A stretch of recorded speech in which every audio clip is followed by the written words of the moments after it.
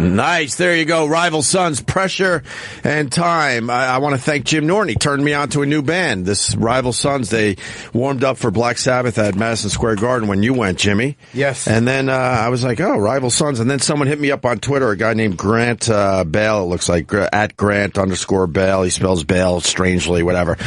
He gave me a couple songs to check out to start my Rival Sons thing.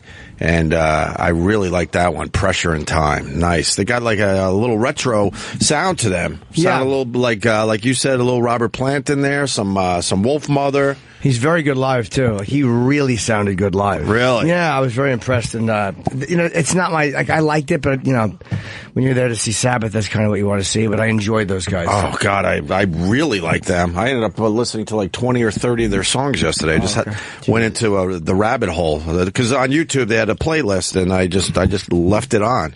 They're pretty damn good. Good. And I heard the name before, but never listened to their stuff. So there you go. Rival Sons, Pressure and Time, and that's how we start. We got Jim Norton, we got Theo Von in studio as well from the start. Theo, yeah, good morning to you. Yeah, great to see you guys today. Have we met? Have we worked together at all or no? I just met you at the comedy clubs a couple times. Yeah, that's what I thought. Okay. Yeah, I'm a big fan though. Always been a big fan, man. Yeah, I wasn't sure we actually did a gig together because I know you. Yeah, he is a big fan because he came in here a couple weeks ago, maybe a month ago at this point, and he was very bummed that you weren't here. Thank you. Jim Florentine. Yeah, I'm like, it's fair, but it's not fair. Yeah, and he pretty much said that. He's like, it's the wrong Jim. I'm like, and that's when I knew I was going to like this guy. And then it got weird, right? We had a really weird show. You remember, right, Eric? Oh, yeah. It was very strange. Yeah, my brother was asking me about that. He's real straight-laced and everything, and he's with Christ and everything. Yeah. And he was asking me what was going on. Really? Yeah, he'd heard from one of his buddies at the church that I was in here. Oh, He's real religious, huh? Yeah, he's pretty devout. But he got a little nervous. He's like, what's going on? I said, man, they got like a frat house over there. Well, people were relaxing. We were hanging up on the director of Batman versus Superman. You were interviewing the director of Zack Snyder, right? You had odd pornography playing where a woman was bowling by shooting a bowling ball out of her and down you the weren't hole. here for that, Jimmy? Yeah. I felt like me and you were checking that out. No, it sounds like something I would enjoy. It was. This girl was throwing bowling balls with her pussy, right? Yeah, it was the eel clip. Oh, then she had an eel. Let me tell you this: it was the worst aquarium I'd ever been to in my life. Wow! And if your brother is religious, yeah, I can understand why he might want to ask a few questions. Well, and it was the weirdest question because he didn't see it; he just heard it from a buddy of his, I guess, or about maybe through the church, and he's like, "What's going on?" Is he older than you? Yeah, he's like 2 years older than me, but and he's a nice kid. He's a great guy. He's a family man, but he's like, "What's going on?" I'm hearing, yeah, they're doing fish in people's asses. Well, were you guys religious, or did he convert? He's pretty devout. I mean, I believe in Jesus Christ, but I mean, he's really in there right now. He's in, he's got a family and stuff, so he's getting into it. Oh, okay. So I'll get into it a little bit later. Did you go to church a lot growing up? More than the Sunday? We went over there a pretty good bit, man. Really? My dad was real old when I was born. My dad was 70. My dad was an old man. What? So he used to take he used to take me over to church specifically. And we'd sit over there. Wait, when you were born, your dad was 70? Yeah, my dad was real old. My dad was born in 1910. He's an old man. When, where are you from? From Louisiana. Oh, okay. So how long did he last? Until he was 86. I'm 35. So let me see. A while. That was very good math. He said 70 was 80, a while. That's Louisiana, I guess. So your dad, my grandma was born in 1910. Yeah, my dad was older than both my mom's parents, which was always weird because we'd all get together and they'd all it was just weird, man. But good for him. And how old was your mom? He was cool. My mom was 32. She's like 66 or 7 now. So your dad was 70, your mom was 32? Yeah. Oh, your dad ruled. Respect that. That's right. Fucking ruled. You gotta Good for him. that. And how many kids do they have? My parents had 4 kids. 4 kids. Wow, that's crazy. I didn't know that. I guess it was in love. I don't know. I mean, my mom's she's strange, but how do they meet? I think they met at a bar. Because son of my mom used to lay in the yard and drink beer. She used to drink kind of, I don't want to say Negro beer, but a lot of the beer that the blacks would drink, same cans. And she would lay out Colt there. 45? Oh, nothing Schlitz? that heavy. Yeah, something schlitzy kind of. Yeah. And so anyway, but I think they met at a bar. 'Cause my mom used to drink canned beer. Oh, wow. Which is a little kind of surprising, I think, for a woman. So your mom's 32, your dad's 70. Do you have any, like, are your brothers like way older, or do you have like a half brothers from your father's side? I have halves that are like almost 70 now, and then I got sisters that are 2 and 4 years younger. Well, that is wild. Yeah, it's kind of 31 weird to now. have someone that much older, right? Like a 65-year-old. Yeah, it was pretty weird. I mean, I feel pretty fortunate because I think comedy gets you into like where at least you can like, get stuff out of your head if it's in there. Right. Yeah. But like my younger sister ended up being like a exotic dancer, which is kind of the male version of a comedian sometimes I feel like. Right. So sometimes that shit got a little weird for her. But, is she still doing that? She's out. She's out of the game. Okay. She's out of the game. What, did she pull a hammy or something? That's crazy. She's out. Well, she's pretty hood, man. She's pretty hood. So really? She would say she's out of the game. Yeah. How did she get out of the game? I think she did put on a little bit of weight. And the crazy thing, she looks just like me, so it's kind of like tough when they got like a dancer around that looks like you, because then I would meet dudes and I could tell that they had felt like they met me before, but they just been over to the Rick's, to the cabaret a lot, You got a wild upbringing, my friend. Well, we had some weird times, man. But my dad used to take us to church, and it was pretty fun, man. I liked it over there. I like church, man. It was just cool. I think if you have a family and stuff, church is a good environment because it's just keeping your family together in a nice place. Did you get impatient? I would always get impatient in church. Like for me, the hour was like, fuck, let's go. I could never sit through it. That was the worst part. I would love to see him in church. He would lose his mind.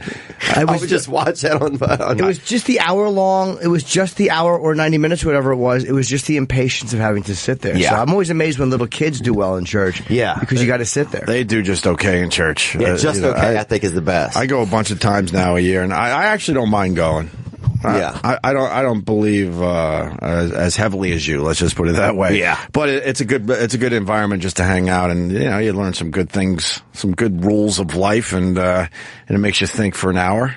Yeah. You get your head around some spirituality for a little bit, and kind of think it out in your own head. That's where I'm at.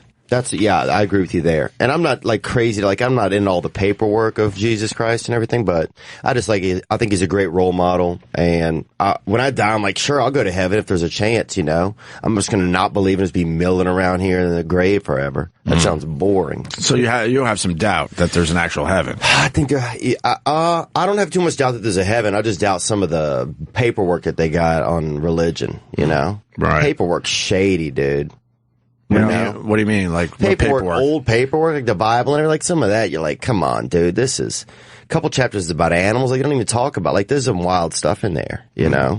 Once in a while, they'll find something washed up on the Dead Sea, or like a fucking parchment that it takes them 40 years to piece together. Because a lot of those records were lost in fires. Like a lot of the old writings and stuff got lost in those. Didn't the library in Alexandria or something like lose a shit ton of old like original material centuries ago? So they don't know exactly what was. I would like, and then they picked and choose what was going to be in the Bible too. Yeah. I want to know what they decided to leave out of the Bible. Sure. That might be kind of important. Well, you see the controversy over the one? There's one. It was Christ married. They found something where they think it said something about Jesus' wife, Mary Magdalene. Yeah. And that was a huge controversy. And the church is going, no, that they're misreading it. And then I don't trust the church anymore. That's the thing. Like the church is really, that's shady. Well, but anyway, I didn't mean to get in all of that. no, it's interesting. I want to read the chapter. This is all bullshit that they decided to leave out of the Bible. Yeah, the disclaimer. Yeah, right. Yeah, where's that disclaimer? We were all sitting around smoking some weed, and we came up with these stories. And then we might as well tell you it's all bullshit. Well, we better not put that chapter in there. They leave out all of Christ's child. He starts when he's born. He's in a manger, and the next thing you know, it's like if it was a movie, it would say 33 years later. Right. All of a sudden, he's fucking. Let's see what happened. All the stuff about him being a teenager and lighting dog shit on fire is out of there. Right. He's all of a sudden walking on water. Yes. And, Where's the middle school problem? He lit it on fire and he rangeth the bell and ran away. That would be a great chapter to write. The wonder years of Jesus Christ. Your Christ's teenage years. I don't mess with people's religions as long as they're not fucking with us. Oh yeah. As long as you don't lop my head off or anything, you believe in whatever you have to believe in. Yeah, I can't That's believe fine. people fought so much of a religion it amazed me people fight so much over it. Yeah. I'm way more fascinated that your dad was 70 when he had you. That's pretty amazing. Yeah, man, he used to let me drive in places, like, soon as I was tall enough. Soon I was 5'2", 5'3", and I could drive. How old were you? Let me drive. 11, 12. You were driving at 11 or 12. And he had a Cutlass, dude. My dad was kind of hood, really, and he was poor, and he had this Cutlass. And he'd have me drive him up to, like, the post office and then have him to park in there. And he'd say, okay, you drive around. I'll be back out in a little bit. Dude, and I remember one time just going around, maybe the first time, and I probably hit 6 or 7 cars going around the block. And his car was such a piece. It was a brown Delta 88 or something. I mean, it was just a straight up brother. It was a piece of brother bait. You know, a lot of brothers would show up. Brother bait. Brothers was always coming up asking me to buy it when I'm driving. I'm like, dude, this ain't, my dad's in the post office. And, but I remember hitting 5, 6 cars going around the block and picking them up. He didn't even notice. Just bam, get in. There's your car right now on our screen. That is badass. Oh, yeah. That is old school. It was. That's a pimp mobile. And that's the nice one. That's the nice one. Isn't that what the fucking what would cops drive in the old movies? Isn't that like something that they would have fucking driven in, like Freebie and the Bean? It's like Buford T. Justice's car. Yeah, exactly. Yeah, like Barnaby or Barnaby Jones. Yeah, that was our show. Yeah, I think James Caan drove this in 8 different movies. Oh, you must have watched all the old time shows if your dad was a bit older. Oh yeah, that was our favorite show to watch. Barnaby Jones. Yeah. Who's in that? Who starred in that?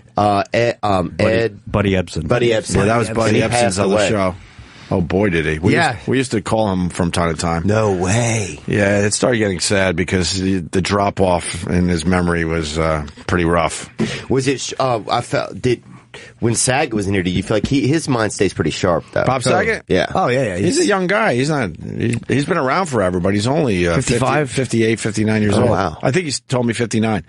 Yeah, I feel like he should be older because I don't know. Like I said, he's been. Yeah, I felt like he was around forever. Yes. So Barnaby Jones was a cop. I remember the show, but I don't remember like what it was about. He was a cop who did. What was his big thing? I just remember he couldn't. He would just chase down a lot of guys with mustaches. That was a big thing. That was a big thing. And I thought as a kid, he just didn't like men's mustaches. He was breaking up gay porno shoots in the 70s.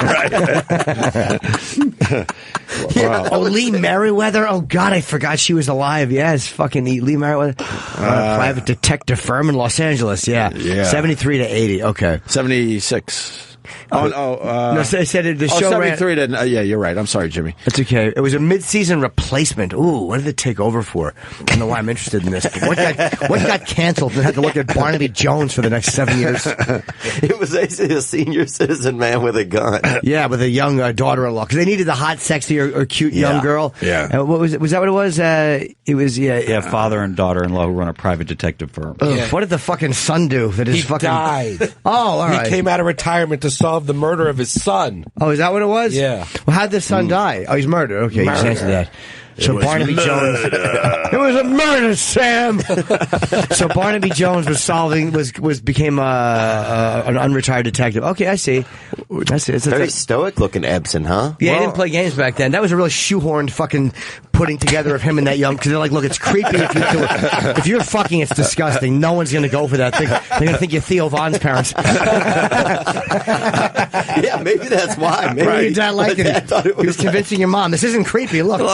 Yeah, there's another example that this worked out. Only other example.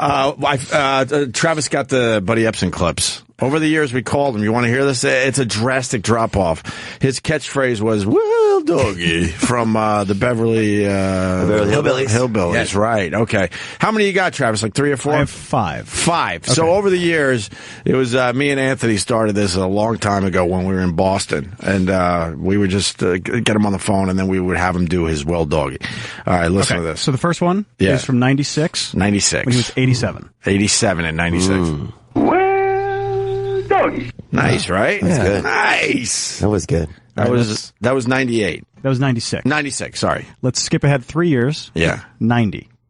Age 90.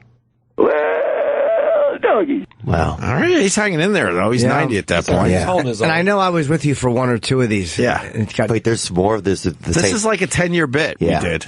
Go ahead. All right. So 2001, age 92. Well, doggy. Wow. Wow, that doggy's got mange. We got two more to go. We got two more to go. We got two more to go. We got two to go. I think they're both from the same phone call. Okay. I think you just had him do it twice. And what year was this? Oh, he stayed on hold that long. 2002. He's 93. Oh no. Well, doggy. That was almost better than the last one, though. He kind of recouped. He had like a. He sounded better than. Yeah, he was taking 2001. HGH. He fucking really bounced back. All right. It sounds like his teeth almost fell out, though. He was trying to keep his That teeth one in has some there. extra letters in it, too. Yeah, he sees that as he's fucking making eye contact with the Reaper. And you got the final one? The last one. Okay. Let's hear it. Well, doggy. So, yeah. Wow. We loved the guy, though. He would call from time to time. He was awesome. That's amazing you have that cachet, dude. What year did he end up dying? 2003. Oh, so we got We him were off the air. We were off the air. So less than a year after the last one. That's so crazy, Oh, man. I wow. could almost bring up any person, and you guys might have a cachet of them saying, well, doggy. Well, we've been around a long time now, Theo. So That's awesome, man. we got help. We got quite the archive. So here's an interesting Barnaby Jones note. Yeah. All you got to say is Barnaby Jones note. It's going to be interesting. It goes without saying. In 2010, they released the first season for the first time on DVD. Yeah. In one of the episodes, one of the guys, the episode was called The Murdering Class. One of the characters says the N-word. Yeah. On TV, and it was all fine and everything, but Okay. when they released it on DVD, they bleeped it, because now in the 2000s, It's not considered, okay. It's considered Wait, they offensive. beat it off the DVD? Yep. I think that is so stupid. Dude, that's ludicrous. Yeah, if there was a time it was okay, then why are you trying to change history? It's an audio delete, but you still hear the N. That's embarrassing. Isn't that crazy? too. Yeah. I guess you got to keep the in, and you can't keep Igor in. Yeah, they know what you said. Wow, why you can't go back and change things? No, I'm completely with you. I mean, I hate reading about Huck Finn and Nice Guy Jim. But they actually did that. You remember we did that story. They took the N word out That's of right. out of Huck Finn. Yeah, Jesus, I'm actually going back and putting it into literature where it never was before. Jim's at the library every afternoon. Absolutely, I'm just jotting it in. Not even to that one, just to other ones, other characters. Moby Dick. Yeah, Moby Dick. It's fun. What did they change that word to again?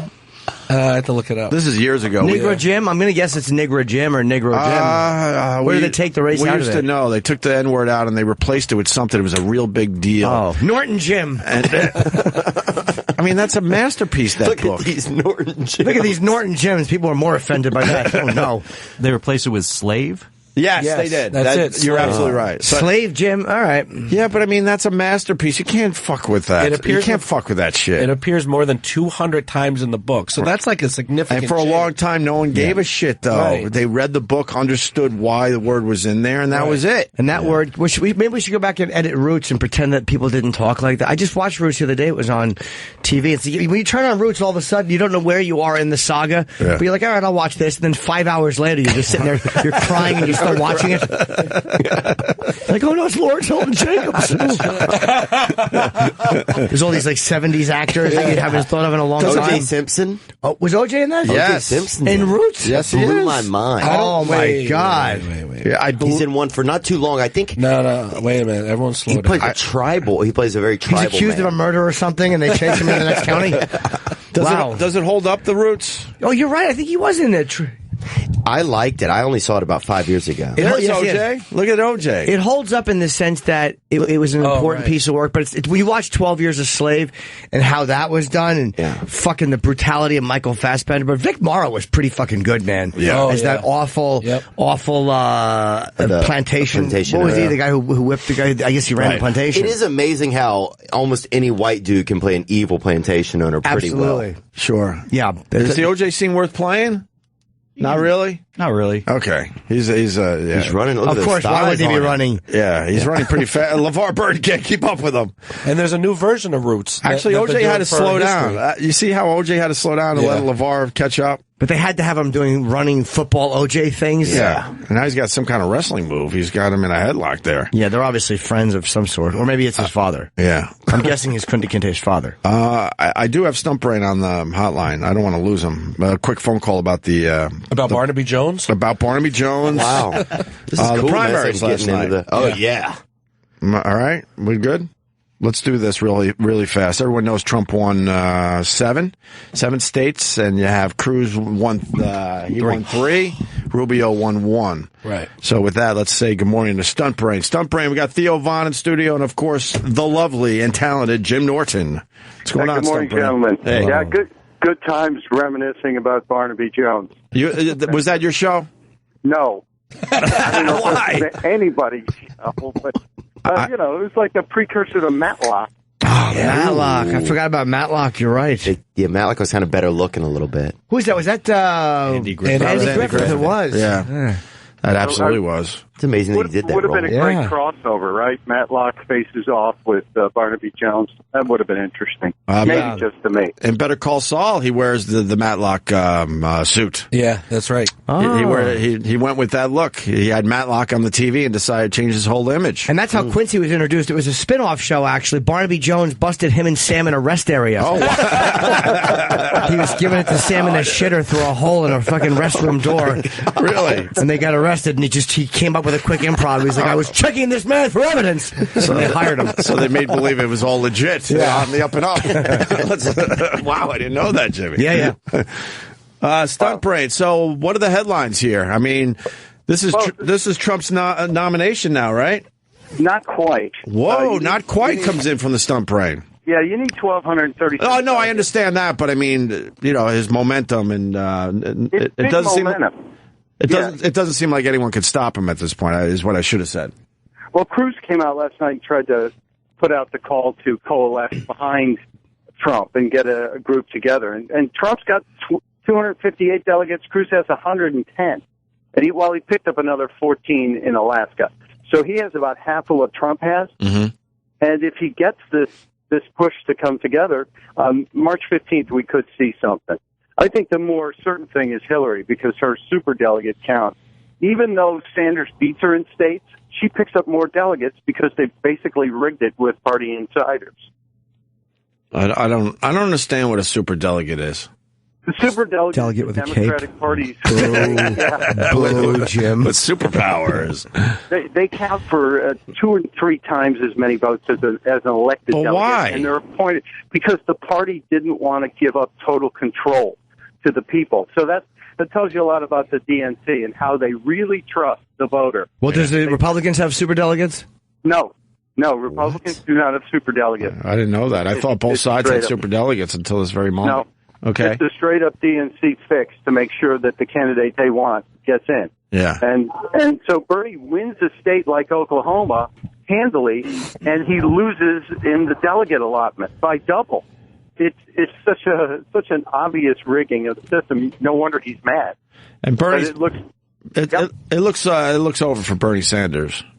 Well, he's going to stay in because he's got so much money. He raised $42 million in February. Wow. Which is ridiculous. Wow. So he's got enough money to hang out, and I think he is going to ride all the way to the convention in Philly just to kind of make things miserable, or in hopes that maybe there's an indictment that keeps Hillary from actually Barnaby running. Jones. Yeah, he's Yes, an ornery old man. He just wants to be a pain in the neck.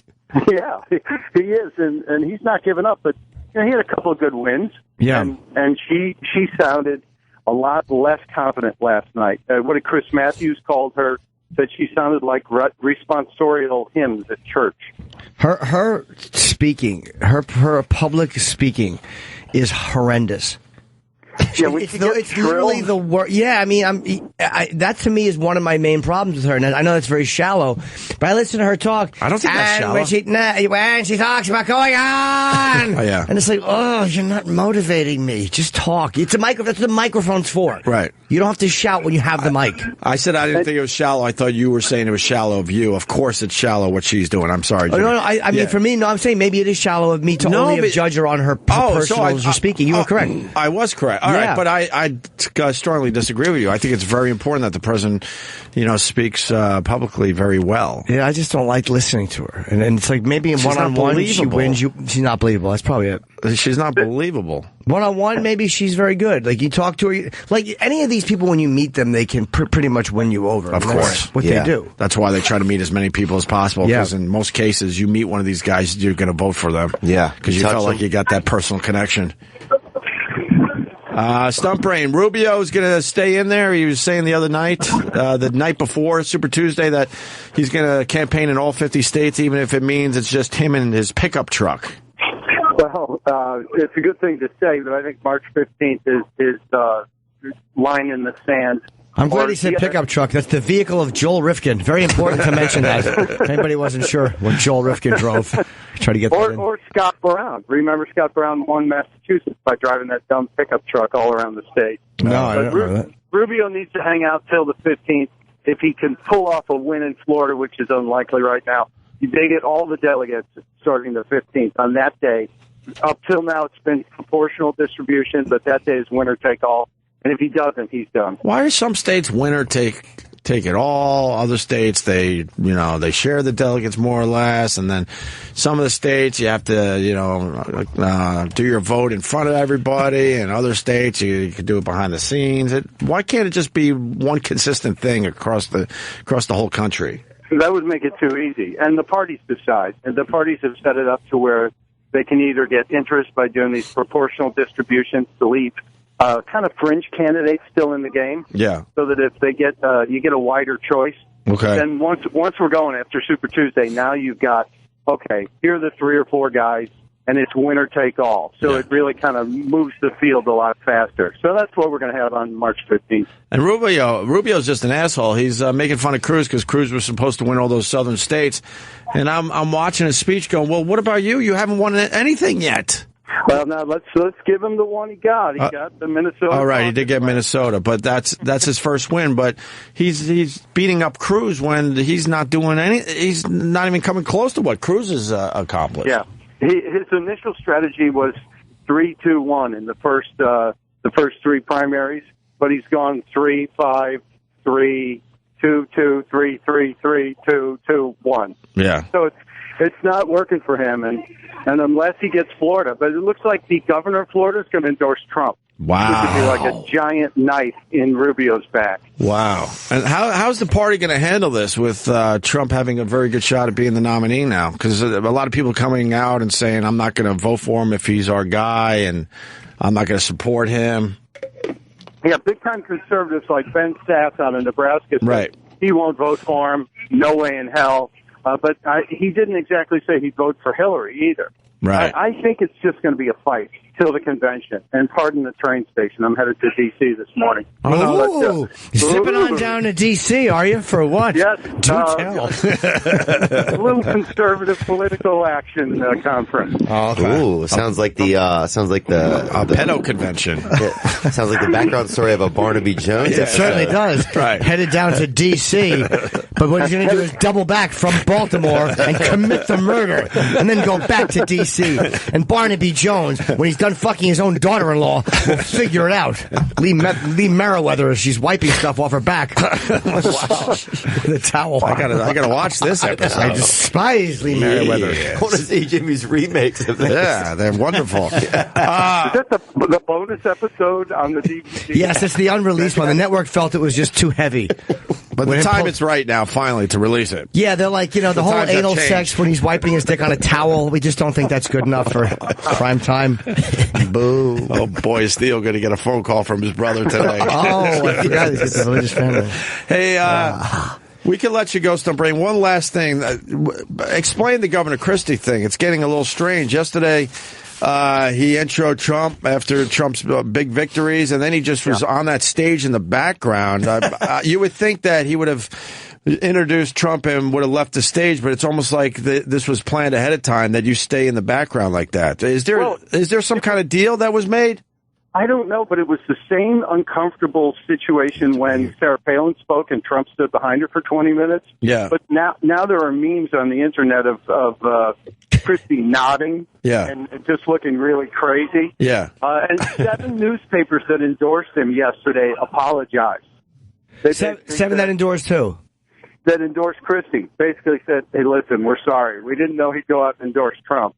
Well, why are people so crazy about that? Well, what is Christie doing? He doesn't have to do this unless Trump promised him something. I'm very confused by this. Well, he was doing it. Trump said to him, "Could you just stand there and look stupid?" And he said, "Yes, I can." Well, let's go back to the 2 things that are probably in the works. Maybe some campaign debt help, and maybe Attorney General, or even a consideration as VP. Yeah. Well, so those are. As you heard from Donnie Jr., nobody knows what Don's thinking about for the president as the VP choice right now. So, but I mean, he wants it. Yeah, Christie's sticking around. He looked like he was holding in a fart the whole time last night. He always looks like that to me. And he can't stand for too long because he was starting to get fidgety and he was rocking back and forth, trying to get some comfort. I bet you those chubby legs of his. He probably had a deep itch in his asshole. Like it literally felt like a centipede was crossing from one cheek to the other, and he couldn't scratch it. He wanted to jam a lipstick in his asshole and scratch it, but he just couldn't. He had to stand there and shift. A lipstick? Yeah, it's just something shaped like that. I've never heard it put it that way before. A lipstick or a fucking a rocket pop. Look at it, it's uncomfortable to go. What are you cleaning? What? Scratching? I'm just trying to think of just things that you could really jam in your asshole in a pinch. On that note, gentlemen. Godspeed. Safe train ride. All right. Hope you're staying next to Colin Ferguson. Yeah, don't leave any fingerprints. See you, buddy. There goes Stump Brain. The other thing I wanted to ask him about, but he's obviously jumping on a train. Trump was a lot calmer in his press conference / victory speech last night. He still took a couple shots here and there, but in general, he sounded very a different tone, I guess is the way to put it, right? Yeah. Much did you notice that too? Yeah, he very calm. Someone else in the room earlier said very presidential. Yeah, he didn't want to. He congratulated Ted Cruz. I'm sure he doesn't want to do that, but he knows that's probably a smart thing to do. Yeah. To show that he's sort of, with the party in general. Have y'all ever had him in here, Donald Trump? We've had him on the phone many times, but he's blown us off since he decided to run for the presidency. And I bitch about that because he's talked to everybody. Right. At this point, he's pretty much talked to everybody. Yeah, get in here. And we would have him on the phone a couple times a year, probably. Yeah, he'll come. I'm sure he'll come in. We had his son in here. Yeah, what was that like? What was his son like? We've known him forever. Oh, you have? Yeah, he's a good dude. He's a really solid dude. He's a nice guy. I had something I wanted to check. I was like apartment hunting. This was quite a while ago, and I asked him for some help, and he sent a person who works for them over, and the guy was really helpful. And I mean, he's a nice guy. Really nice guy, and he knows how to talk. Yeah, I wouldn't be surprised if he goes into politics eventually. Yeah, he's been out there doing some of these rallies, and people are like, "Right on, man, you're all right." He seemed yesterday the way he was talking about everything and handling himself and fielding questions about his father, like he really could be, doing well if he decided to enter. Well, he's a married guy with 5 kids. There's no scandal. You know what I mean? Yeah, it's like these guys sober. Yeah, I mean, they live pretty... Donald Trump's sober his entire life. Trump? Yes. Oh, wow, it's interesting. And his son, I guess, went down the party road for a little bit, but he's been sober a long time now. Trump Sr. needs to... Here's what Trump Sr. needs to do better, too. He needs to listen a little bit better. Like, he jumps in very quickly when reporters... And again, when you're the head of a company and you're used to doing that, it's kind of hard to all of a sudden listen to some schlub going, and then are you going to deport them? He's probably like, move it along. Yeah. But that's one thing he's got to learn to do is just kind of soak it in a little bit better. Yeah, more compassion. A little more compassion. Yeah, I asked his son about this, about empathy, and I'm sure he has it, but he's just not good at showing it. You just got to show that a little bit. But his tone was very different last night. It was very interesting to listen to him.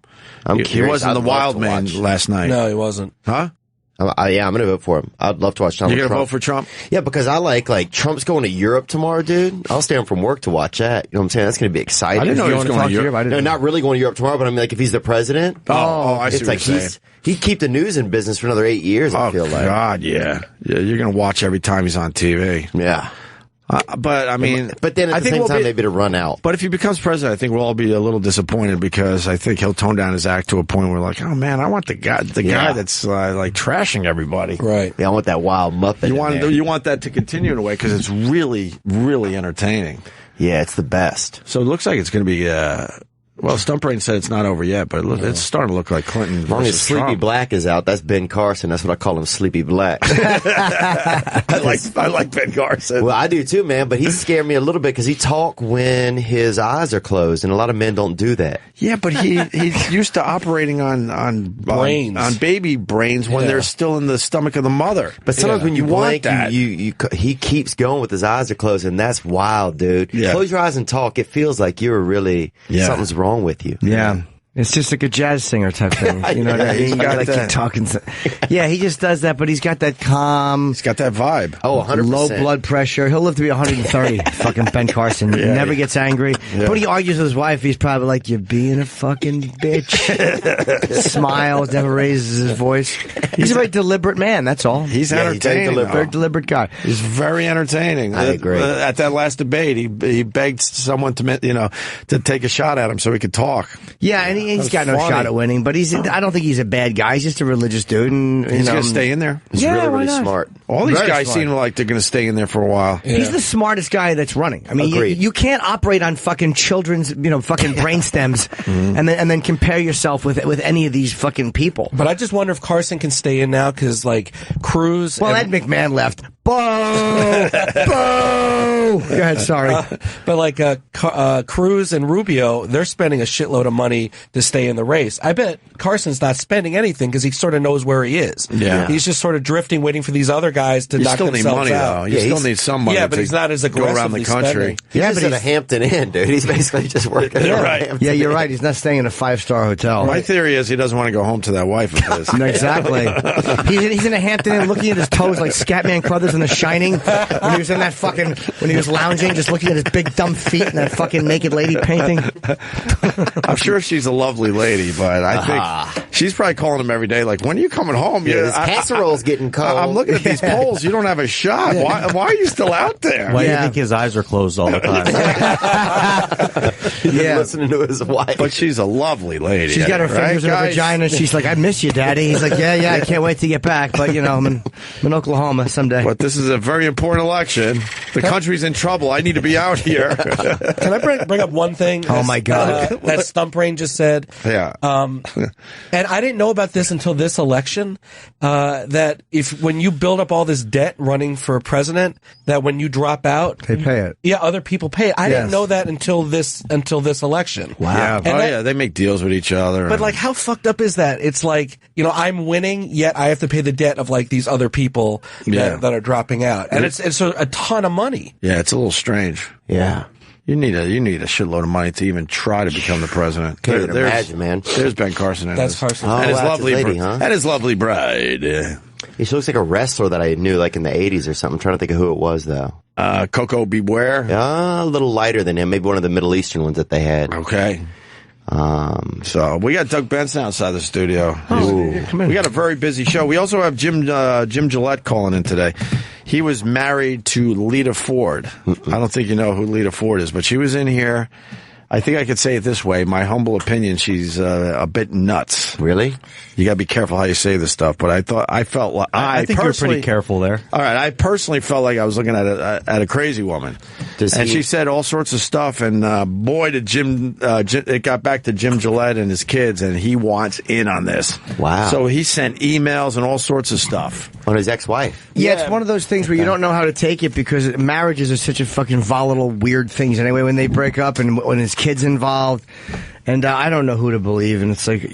She's talking, and it's like you feel bad for her, because she seemed like a nice lady. Yeah. But then we read something from her kids afterwards where they were kind of happy that she was out of their life. And it's a whole fucking nightmare. Right. She wrote a good song for him, though. Yeah. Mother. She's basically saying that, the guy took the kids away from her and pretty much is keeping them from So her. y'all do marital disputes and everything in here? Well, we thought we were just going to talk to Lita Ford, and it got crazy. Yeah. It got a little odd. Yeah, It got a little odd. I just wanted to ask Rozzy questions because they sent saying "close my eyes forever," as we all know. Yeah. And then it just spun out of control. But Lita Ford said that Jim Gillette brainwashed the kids. That's crazy. And now I've seen some kids that have been brainwashed, Presbyterians. And what are you? What are you? Are you Baptist? A Baptist? Okay. Yeah, but I mean, You're they Southern used to have Baptist? these kids. Yeah, they used to have these kids that stayed in their yard in our town. The dad made them stay in the yard. The dad was an alcoholic, but he was also small. He was the Elvis impersonator in our town. Small town Elvis impersonator. You don't get any work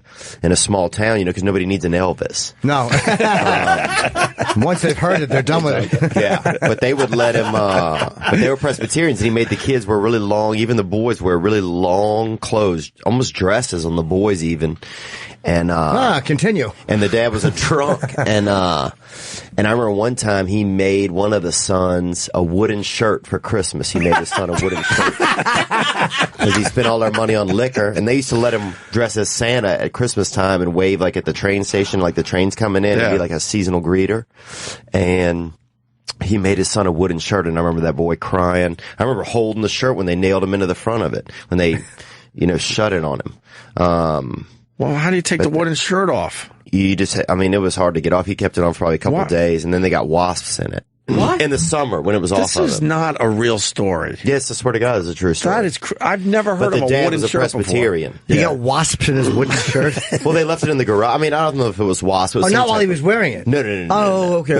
What do you do with a wooden shirt? Where do you wear that? I don't remember where he wore it. The kid was so jazzed, I guess, because his dad had made it for him. Man, honestly, some people spray painted swastikas on it too, but not because they were against Jews, because they'd seen it on pamphlets and stuff, and that's what people did. What we were talking about? Sorry, I got off track. But where's your shirt? There's a swastika and wasps on it. But I had one or the other, but never both. We were talking about Presbyterian might be the scary. Yeah, and those children were brainwashed, and they had to stay in their yard every day and wear really long clothes. I understand why you go to church a lot. Southern Baptists, they know how to have a fun service. Well, yeah, you can meet a family there. You can meet a wife and family. Who's the Westboro Baptist? Oh, they were Baptist Church. I just answered my own question. Yeah, I'm not that. They're no, I know, but I was wondering what they were. Then I just answered it. But the Southern Baptists love to sing and clap. Yeah. It's a good time. I went a couple times. It's fun, man. It's fun, and if you go to the black churches, you'll cry about slavery, even though you didn't do it. Oh, really? I feel like I did. You're getting brainwashed. Yeah, they're brainwashing you a little bit. That's true. Yeah, plus whenever it's mentioned, every eye turns and just looks at you. Yeah, exactly. Wasn't me, guys. Yeah, let my people go. You're the only person in there. I don't have anyone. I know. You religious guy, Doug? You up religious? Theo grew up like hardcore religious. I'm just disappointed right now because I thought Jim Florentine was going to be here. Theo. I'm like, we'll be all right. Norton's out there being a big star. We'll be okay. Yes. Oh, man, wrong Jim. Yeah. Switching Jim. Yeah, Norton's in a mall handing out unsold tickets going, come on by, you'll enjoy yourself. I'll clean it up. I'll keep it clean tonight. We'll have drink specials. Come on, guys. Yeah. You want me to read a couple of these emails? These are fascinating. Yeah, or do you want to do it when he's on the phone? We have a couple. They didn't convince me. Oh, the emails didn't convince you? Of what? Where are you at with this? I'll say I think both sides are probably maybe he's more legit with what he's saying. Yeah, but I do think that Lita believes what she's saying. Well, I don't think she's lying at all. Oh, I don't think she's lying about what she thinks. But that goes back to what I think. I think she's nuts. I don't know. Don't both sides kind of blame the other for putting ideas in the kids' heads when these things happen? I think so. It's hard to navigate. We're going to have the kids on the phone, too. They want in. Gee, wow. Yes. They're 1 and 2, so it's going to be uncomfortable. I was telling Travis, what are we getting ourselves into? We just want to have a fun interview with Lita Ford. Now we're in this. How are we in a family dispute? And now we feel like we have to give Jim Gillette a chance because she was like just motherfucking him on the show. Yeah, it was on the prep sheet. I had no idea any of that stuff happened, and it was on the prep sheet. So we just asked her, and it just kind of spun into. We got to say good shit. This might be read in court. I don't know. Maybe we shouldn't have. No, he probably wants friends. I'm a dummy. I'm a dummy. I just like this email. Do we dump that? Fuck. What am I? Whatever. I just haven't seen an email address like that in a while. I got excited. He's got the weirdest phone number. It spells out. You're right, Jimmy. What the hell? Maybe if I left the other part out, then maybe I could have said the other one. But hilarious. His number is KARS. We probably we might have dumped out of that. Kids. Hopefully we didn't. If we didn't get that, I'm sorry, Jim Gillette. But this email is from Lita Ford to Jim Gillette. Let the boys talk to their mother. You didn't have to be such a pussy and destroy them. Burn in hell. Your father, too, old scumbag. The guy that blew up Denver, that's you and your father, evil fucks. Who blew up Denver? What does that mean? And Is that a football reference? She said someone gutted the Broncos and she didn't like it? maybe when they had Tim Tebow, he wasn't happy about that move. Evil fucks, and you take it out on little kids, evil scumbags, burn in hell. Signed, Lita. Wow. Signed, Lita. Yes, it was weird. She signs all my best. These are the emails that Jim Gillette sent us. But, of course, he's going to send the bad ones. I would like to see all the emails. This is a real story? Yeah. And then from Lita Ford to Jim Gillette. What you've done to those innocent boys is beyond low. You are lower than any man I've known. Lower than anyone. A total loser. Is this a Donald Trump? I just want to point out that the guy. Kids are going to be huge. You've got 3%. Why are you still running? Wait a minute. What is that? I think this is Trump talking about Jeb Bush. I'm confused. The guy who told the story about the Elvis impersonator in the small town who made a wooden shirt for his kid with wasp in and it had wasps and the swastikas is asking if this is a real story. Yeah, we believe you. You can't believe this. Lower than anyone, a total loser. Those boys don't deserve to be in pain for the rest of their lives just because your parents did it to you. Your parents are freaks, just like your sister. Freaks! You are like a child molester or murderer. Fuck you, burn in hell. Jeepers. Why are we in this? I don't want to be in this. No, this is insane. I don't want to be in this. Well, how did they ever fall in love, the couple? We had them on as a couple. No way. Yeah, I had to be reminded. remember that. I had to be reminded of it, and then I started remembering. And yeah, they were both all right. They were You guys pretty have been cool. in everyone's lives, man. You got Buddy Ebsen losing his mind. They don't know. Let me read another one. So from Lita Ford to Jim Gillette, who's calling in a few minutes. You know exactly the damage you and your piece of shit father have done to those innocent boys. How could you have done it to them? My God. Oh, my God, strike you dead. Okay. And your scumbag father. Please, God, strike him dead. Piece of trash, rotten hell. Fucking great song lyrics. Signed, Lita. Yes. Yes. Regards. Who is this from?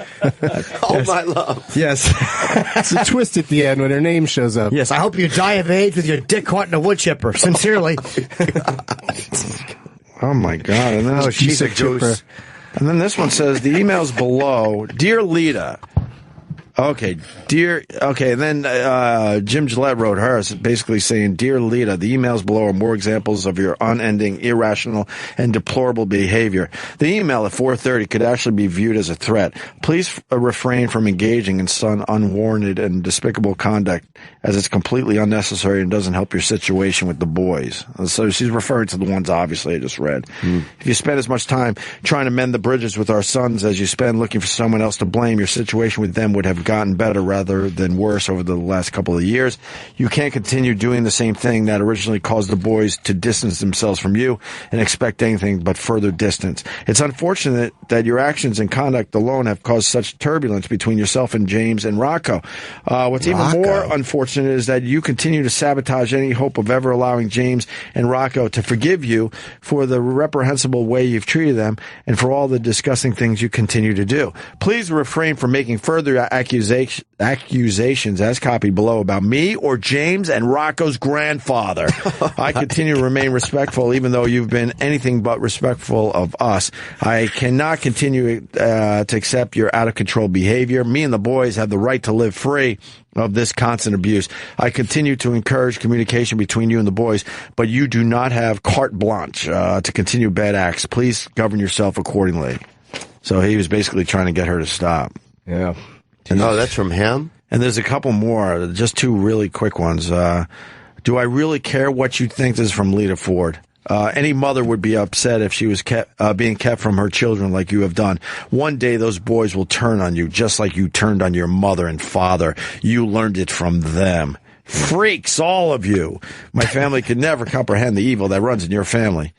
one day those boys will figure you out. You learned it from them. So you remember that racism commercial? Remember that? Who's Jimmy? He's my Jewish friend. Where did you learn that? I learned it from you, Dad. What was the I learned it from you, Dad? That was the drug thing. Drugs. Yeah. I'm mixing up two messages. Yeah, I never caught. Okay. Somebody's just sitting there at a bar mitzvah they weren't supposed to be at.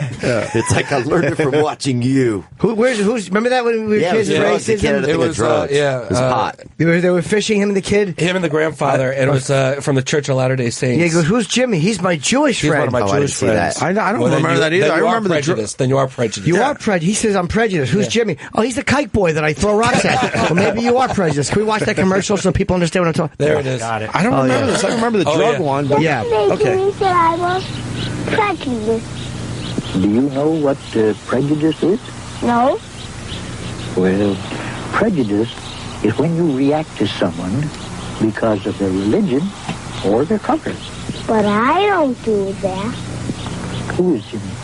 Jimmy's one of my Jewish friends. Then you are prejudiced because you think of Jimmy as your Jewish friend and not your friend. That's where I learned. See, I was a kid. You don't have Jewish friends. That's it. That was the message I took. And you got to go watch that. The grandfather's hat is fucking. It's like a pot plant. Yes, it's a fishing hat. And this actually got turned into this. It was actually a pro Nambla commercial. That's not even his grandson. That's just some kid he met and was trying to get home. He's like, "I'll take you on a boat if you want." This is a Buddy Ebsen plot point. Definitely. Barnaby Jones, yeah. All of a sudden, a fucking a small toddler body and fucking old man jism was found, and they traced it back to this boat in this PSA. That's a fly fishing hat. I've seen Bob Kelly wear that same hat when we've gone fishing The together. grandfather's missing a tooth also. It's Well, like, where did they He's dressed like fucking Bill Murray in Caddyshack. That fucking hat. It looks like one of the levels in Super Mario. That's insane. It's got plants in it. So what are you fucking camouflaging yourself for, you asshole? You're on a fucking boat. You're fishing. Your hat should look like water if you're trying to hide from the fish. That kid is cute though, like the Dutch boy paint hairdo. It's beautiful. Oh my God, he's a fucking on a 1 to 10. He's an 11 in fucking kid terms. Blonde hair, blue eyes. Oh, the girls must have loved. I wonder where he is now. Where are they now? I want to do a special. Where are they now? Probably in jail for fucking drugs and sodomy. I thought I was going to make it. I was in the fucking PSA, the racism thing. All the other kids were jealous. He killed his Jewish friend. He's had lipstick in his ass. Was this part 2 in a series? It says PSA 2. Quick math. Yes. This kid is probably pushing 50 now. Yes. Wow. This is PSA 2. The first one was him talking to somebody about his black friend. That's probably what it was. He just didn't see the pattern. Yeah. I never saw that commercial. I don't remember that at all. That was Saturday morning. Who's Lamont? Oh, he's the black kid whose lawn we burned crosses on. Well, that's probably why. Thank you. One more email. So then Lita wrote this as well. You're a liar. You have robbed those boys of their life. You are mental, and those boys are suffering because of your ignorance. Ignorance theirs. All right. Nothing wrong with me except you. You are keeping me from seeing my children. I hate you for it. How could you do something so horrible to those innocent children? You are evil, like a murderer. You will pay for it one day, big time. So go screw yourself, loser. Blaming it on me isn't going to fly. We all know it's you. Signed, Lita. He doesn't call her names in his email to her. Well, he this seems to be the reasonable one. But this is what's not fair. This is the stuff he sent. Right. She didn't bring her stuff. And there's also, whenever you're responding to somebody angrily, sometimes you know that if you're calm and measured and they're angry, it looks better. Mm-hmm. But again, these relationships stink, dude. They fall apart and everyone thinks they're right. It's a fucking nightmare. He sent me stuff from depositions, all sorts of stuff here. An agreement that she's not going to drive anymore. Remember, she told the driving story? We got that in here. They're accusing of the whole driving thing, knocking over mailboxes, and that's a man act. Who's Rocco? I want to meet Rocco. He'll be on the phone in a minute. Madonna's son. It is really? Yeah, well, no, I'm just saying, but that is his name. I couldn't think of another Rocco. Now we're going to have the kids are going to be on the phone with the father. I don't want to do this. But they're not little kids. I mean, one of how them old is are they now? 18 and like 15 or Yeah. 16? Okay. So it's not like 7-year-old kids. But just to get you up to speed, Theo, she told a story that she was speeding and there was somebody in the car that was supervising the visit, I guess. Mm-hmm. And because she was speeding, the kids were taken away from her. Yes. Wow. Right, that's how and she I got lost some kind of court her document kids. about that. Because of speeding? Yes. That's what she claimed. Yeah, it seems there's probably more to it than that. She also claimed that the kids were wired to record, like they had like hidden mics or wire. Oh, I believe that. And she found brainwashing books because She told me their luggage wouldn't fit in the car. The kids' luggage wouldn't fit in the car, so she was going through their bags and found the brainwashing books. It was a really strange day. Brainwashing books? Yeah, the brainwashing for dummies. Yeah, I don't know. We gave her a very good chance. And I even wrote to her and said, look, you know, if you felt like you were misrepresented on our show, because now I'm like, we're in the fucking middle of this. I'm like, come back and defend yourself if you would like. But I never heard back from her. I could actually use a little, probably light brainwashing. Something to get back to. You got to ask these kids some questions, Jimmy. I want to hear that. Well, it's always, you know, it's hard though because they live with their dad, and maybe she was a little difficult, but you know, family stuff is so fucked up, man. It's like it just gets. You don't know who to believe ever. I tend to believe him more, but like reading these didn't convince me that she's this horrible woman. Maybe I don't know if she's bipolar or not because it says that in one of the depositions. Yeah, we have the bipolar deposition he sent to me. Yes. We should wait till he's on the phone because we will. We will. See if we get her to. I don't know if she wants to comment or not. I mean. This family stuff is just so hairy, man. And is he expecting a verdict out of you guys? No. I think he just wants to weigh in. Yeah, he wants his side out there. If you hear one side, you should always hear the other one. And I think we were pretty fair. We didn't indict him. I don't know him. I don't know the guy. How'd they meet? You know what's a good question? I don't know. But they were both in music, so Lita dated some rock stars. She dated Tony Iommi. Really jealous about that. Yeah. Well, love to date Tony Iommi. I really would. I'd be in a relationship. I saw him. He looks great. Barrel-chested. Tony's in good shape. He's doing all right. Oh, he's better now than he was in 1980. That's good to know. What a fucking hunk. Tim in Iowa remembers when Lita and Jim Gillette were on our show. So go ahead, Tim, quickly. Yeah, they were there promoting a sex swing. Wow. So, in happier times, they were promoting a sex swing. You hope that was happier time. Who knows? That might have been salvaging things as they were going bad. Like, look, I'm not happy. Me neither. You want to buy a fuck toy? All right. Let's hang it in the bedroom. Let's see if that fixes everything. That sex swing wouldn't do it to me. I mean, the idea of it's kind of hot. But in theory, what do you do with it? You put your dick in, and then you push her, and she swings back, and you hope she lands on your dick or doesn't break it. You look, I don't know, you look a little ridiculous. I'm trying to find the car thing. Yeah. I think they're already calling. But do you want to take a break before this? I mean, if they're on the phone. And is Gillette the guy from the shavers and everything? No, different people. Okay. They're different people. Right. Should we just keep going? I want to ask him about the shaver I got. All right, we got Theo Vaughn in studio. We got Doug Benson. I got a Mach 5, I think it is. What do you use? I use electric razor. You do? Yeah, I use a wooden one. Yes. Yeah, the wasps just sting my stubble off. I got to find out what happened to that kid. Yes. Google wooden shirt. Find it. All right, here we go. Let's get into this a little bit here. We got Jim Gillette. Jim Gillette, welcome to the show, buddy. How you doing, man? Hey, Jim. It's been many years, my friend.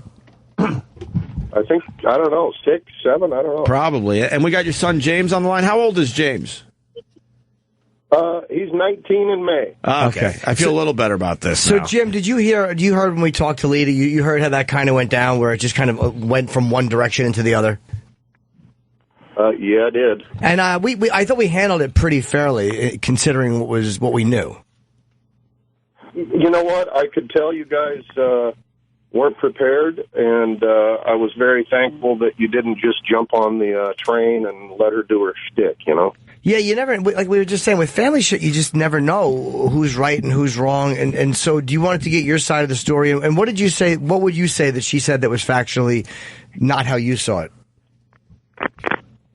Well, why don't you ask James? Because if you're talking to me, it's just he said, she said. Fair enough. Well, Jim, let's go back, though, for one moment. Because when you guys were on the show, you obviously were getting along. You're the dude from Rock Scream Tuesday for the older listeners. We loved you. And you seemed happy. So when did it start going bad? How many years ago?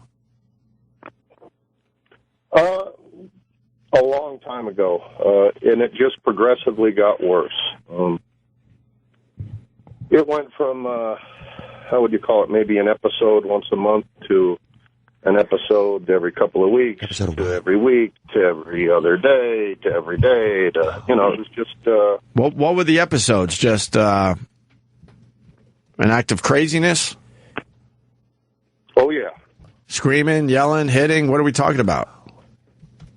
All of the above, sir. All the above. This is what Jim Gillette is saying, okay? Yeah. And the song that she wrote, I guess, we didn't understand. One of the kids wrote it, which we read afterwards. We didn't know we didn't know, because I asked her how old the kids were. Yeah. And didn't she say that they were younger? If anybody remembers, she didn't say that one was 19. She said that they were younger. I felt like she was representing them as being a lot younger than they were. And in all fairness, Jim, I got to say, we didn't know what we were getting into, or we probably would have been a little more prepared, and we would have found your son's statement, because he says a lot in that statement that we did read the next day. Yeah. So was she physical with the kids? James. James Gillette. Hey, buddy. Welcome to the show. What's up? Hey, buddy. And you're 19 years old?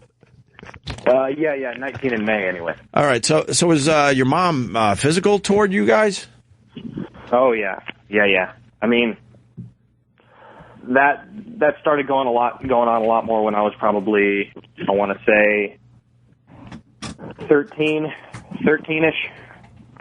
She started, I mean, sometimes it wouldn't even be on purpose. She would just be in the kitchen throwing shit, like, pots and pans and shit, and all of a sudden, one would hit me and knock me the fuck over. And then I wouldn't know what the hell happened, but I remember one time she was having kind of one of her more famous episodes, and she leaned back to punch me in the face when I was probably about 13. Then my brother Rocco, who was only about 9 at the time, jumped on her before she could hit me. And then she kind of body slammed him into the back of a door, and a doorknob hit his back and hurt him pretty bad. So, I mean, she used to do all kinds of shit. I mean, yeah, I mean, so when pretty messed up. So when you guys were put with your dad, you wanted to go with your dad, and you felt relief? Oh yeah, absolutely. I mean, whenever my dad was around, during one of my mom's episodes, he'd step in and he'd try to calm it down. I mean, best he could. I mean, sure. there was no calming down that storm. I mean, yeah, but he'd do the best he can. Okay. How old were you guys when your parents split? Well, when they officially split, yeah. I want to say maybe 14. Oh, okay. Yeah. Well, maybe that's the question, because I asked her how old you guys were. We didn't expect the interview to go in the direction it went to. So she said she was trying to get you guys back, and you were being held from your dad. And I think I said, how old are you guys? And she's like 14 or 15. I didn't know you were 19 at the time. Yeah, a legal adult, right? Yeah, absolutely. She can't. What's custody? Why is she trying to get you back? Maybe I wasn't listening well that day. I felt like the two boys were a lot younger. Yes. And that she had no idea where you guys were. And we definitely felt for her. A mom that doesn't know where her kids were. Yeah. And it sounded like you guys were a lot younger. Huh? Yeah. When you look at it that way, it makes sense. She's kind of she's a 50-something-year-old, trying to pull off the whole sweet, innocent, I didn't do anything image. I mean, sure. My dad is basically the complete opposite, big, muscly, tattooed dude. And, I mean, I could see why people believe her, but, I mean, I'm doing this. I want to kind of set the record straight and, let everybody know that what she's saying is basically the total opposite of what actually happened. Well, with that point, Lita's trying to say that you guys were brainwashed by your father, Jim Gillette, who's on the other line. And she found brainwashing books in your luggage when the luggage wouldn't fit in the car, so she had to go through your stuff and had to leave the luggage behind, and that's why she found the brainwashing books. I think that's how she said that. You want to comment about it? Yeah. Okay, so have you ever heard of Anthony Robbins? Tony Robbins, sure. We interviewed him. He's a handsome guy, taller than I expected. That had nothing to do with the story. He's got a massive noggin, too. He's a big head. He's got a big head. He's got a lot of brain to wash. He's all head. Is he? I mean, big head. Well, so was it a personal power book in there? Yeah, that's all it was. I mean, I'm a fighter, so I read a lot of those, those books that are supposed to, kind of prepare you mentally more, and I guess she saw it and somehow thought was for brainwashing. It didn't even say the word brainwashing. A lot of those books have a chapter, never speak to your mom. Yeah. Hey, what kind of fighting do you do? What kind of fighting? Yeah. Jiu-jitsu and MMA. Oh, okay. So you're a big UFC fan. We might see you in the UFC someday. Oh, yeah. Okay. Yeah, that's the plan. Do you remember the actual book, the actual Tony Robbins book? Because he's had a bunch of them. I want to say was it Unlimited Power? What was it? Yeah, I wanted Something about power. Power. Okay. Have you ever been brainwashed? No, I have not. But you wouldn't know if you were brainwashed. Yeah, you were That brainwashed. seemed like You're an just answer that saying that. somebody's been brainwashed would say. All right, so... Yeah, I'm pretty obviously a zombie. Guys, Yes, Jim Gillette. I want to know what the book title was. Was it Brainwashing for Dummies? Oh, no, here we go. Oh, my God. Why are we involved with this? Hey, Yes. let's read a book on brainwashing that brainwashes the reader to not want to be with their mom. That makes sense. And, Those are bestsellers.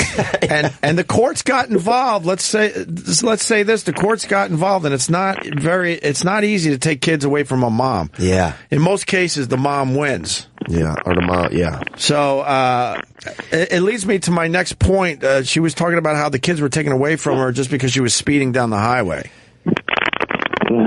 Oh, boy. Yeah. What was that about? Well, that is obvious. That's just one of the countless reasons. But I remember that day. I mean, super clearly. She and the court-appointed, how's it called, guardian, picked me and my brother up from a. So that's right, supervisor. So can I stop you there for a second? Let me stop you there for a second because it's kind of important. So the relationship got to the point where you could only see your mom with a supervisor. Why did they decide that's the only way that your mom could be around the kids? You and your brother. Well, because I mean, they weren't stupid. They knew how unpredictable she was, and I wasn't going to stay anywhere near her unless at the time I was only 13, 14, so I didn't want to stay anywhere near her without someone there. I mean, she was super unpredictable, and there were a couple times where she started to get crazy, and the supervisor had to say, the visit's over, go home, and she took my mom out of there. So okay, so now the driving incident. Go ahead. All right, so she picked me and my brother up from summer camp, and what kind of summer camp is it? What kind of summer? I don't remember. The ones that happen in summer. It was a weird one. It was in January. My bad. Sorry, guys. It was a normal summer camp. It was not summer camp for brainwash. Because that's what I was getting at. Camp, Hate your mom camp. Right.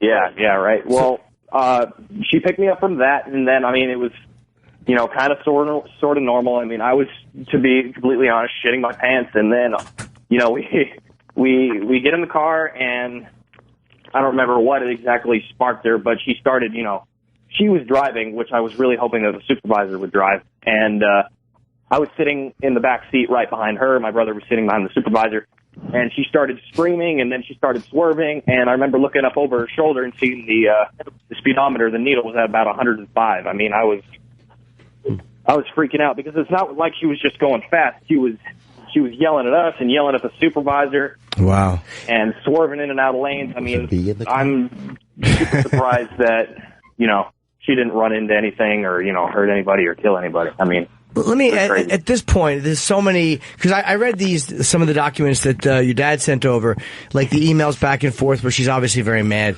But the thing I took from it is, even if you're Jim, you're probably correct, at least she believed what she was saying. Like I'm not reading this thinking, wow, she's lying. I'm like, she at least believes it. What would it take for you to ever mend fences with her or her to mend them with you as her son? Well, to be honest, it's not really about that to me. I mean, it's not that she's just like a regular person that did a bunch of nasty shit and she's sorry for it. It's that she's mentally ill, and I mean, I don't hate her. I mean, I look at her the same as I would as if she had some other sort of sickness. I mean, okay. I just don't want to be around that. You know what I mean? If she was to get help or to do something, if she needs help, if she was to get it, would you be interested in seeing her then, or would you just, it's one of those things that you just want to move on from regardless? I think I would just want to move on. I mean, wow. Even still after these few years of it being over, I mean, she's still saying that she didn't do anything, and it was all my dad and me and my brother are fucking zombies. So, I mean, that obviously means that she's still a little loopy. So I really wouldn't want to ever be around that because that's the same shit she was saying during the days that it was happening. Okay. Has she been diagnosed with anything officially? Yeah, I remember the doctors telling us that she was bipolar. Okay. All right. Yeah, but I wasn't really surprised. I mean, now she also said that you guys were wired. That your dad would send you and your brother over to the house wired.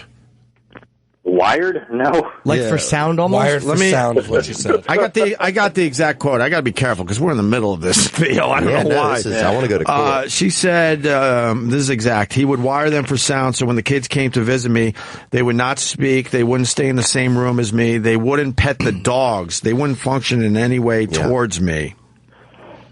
Yeah, it's because I was, scared shitless, number one, but no, I never had any wires or cameras or anything on me like that, no. You was never wired?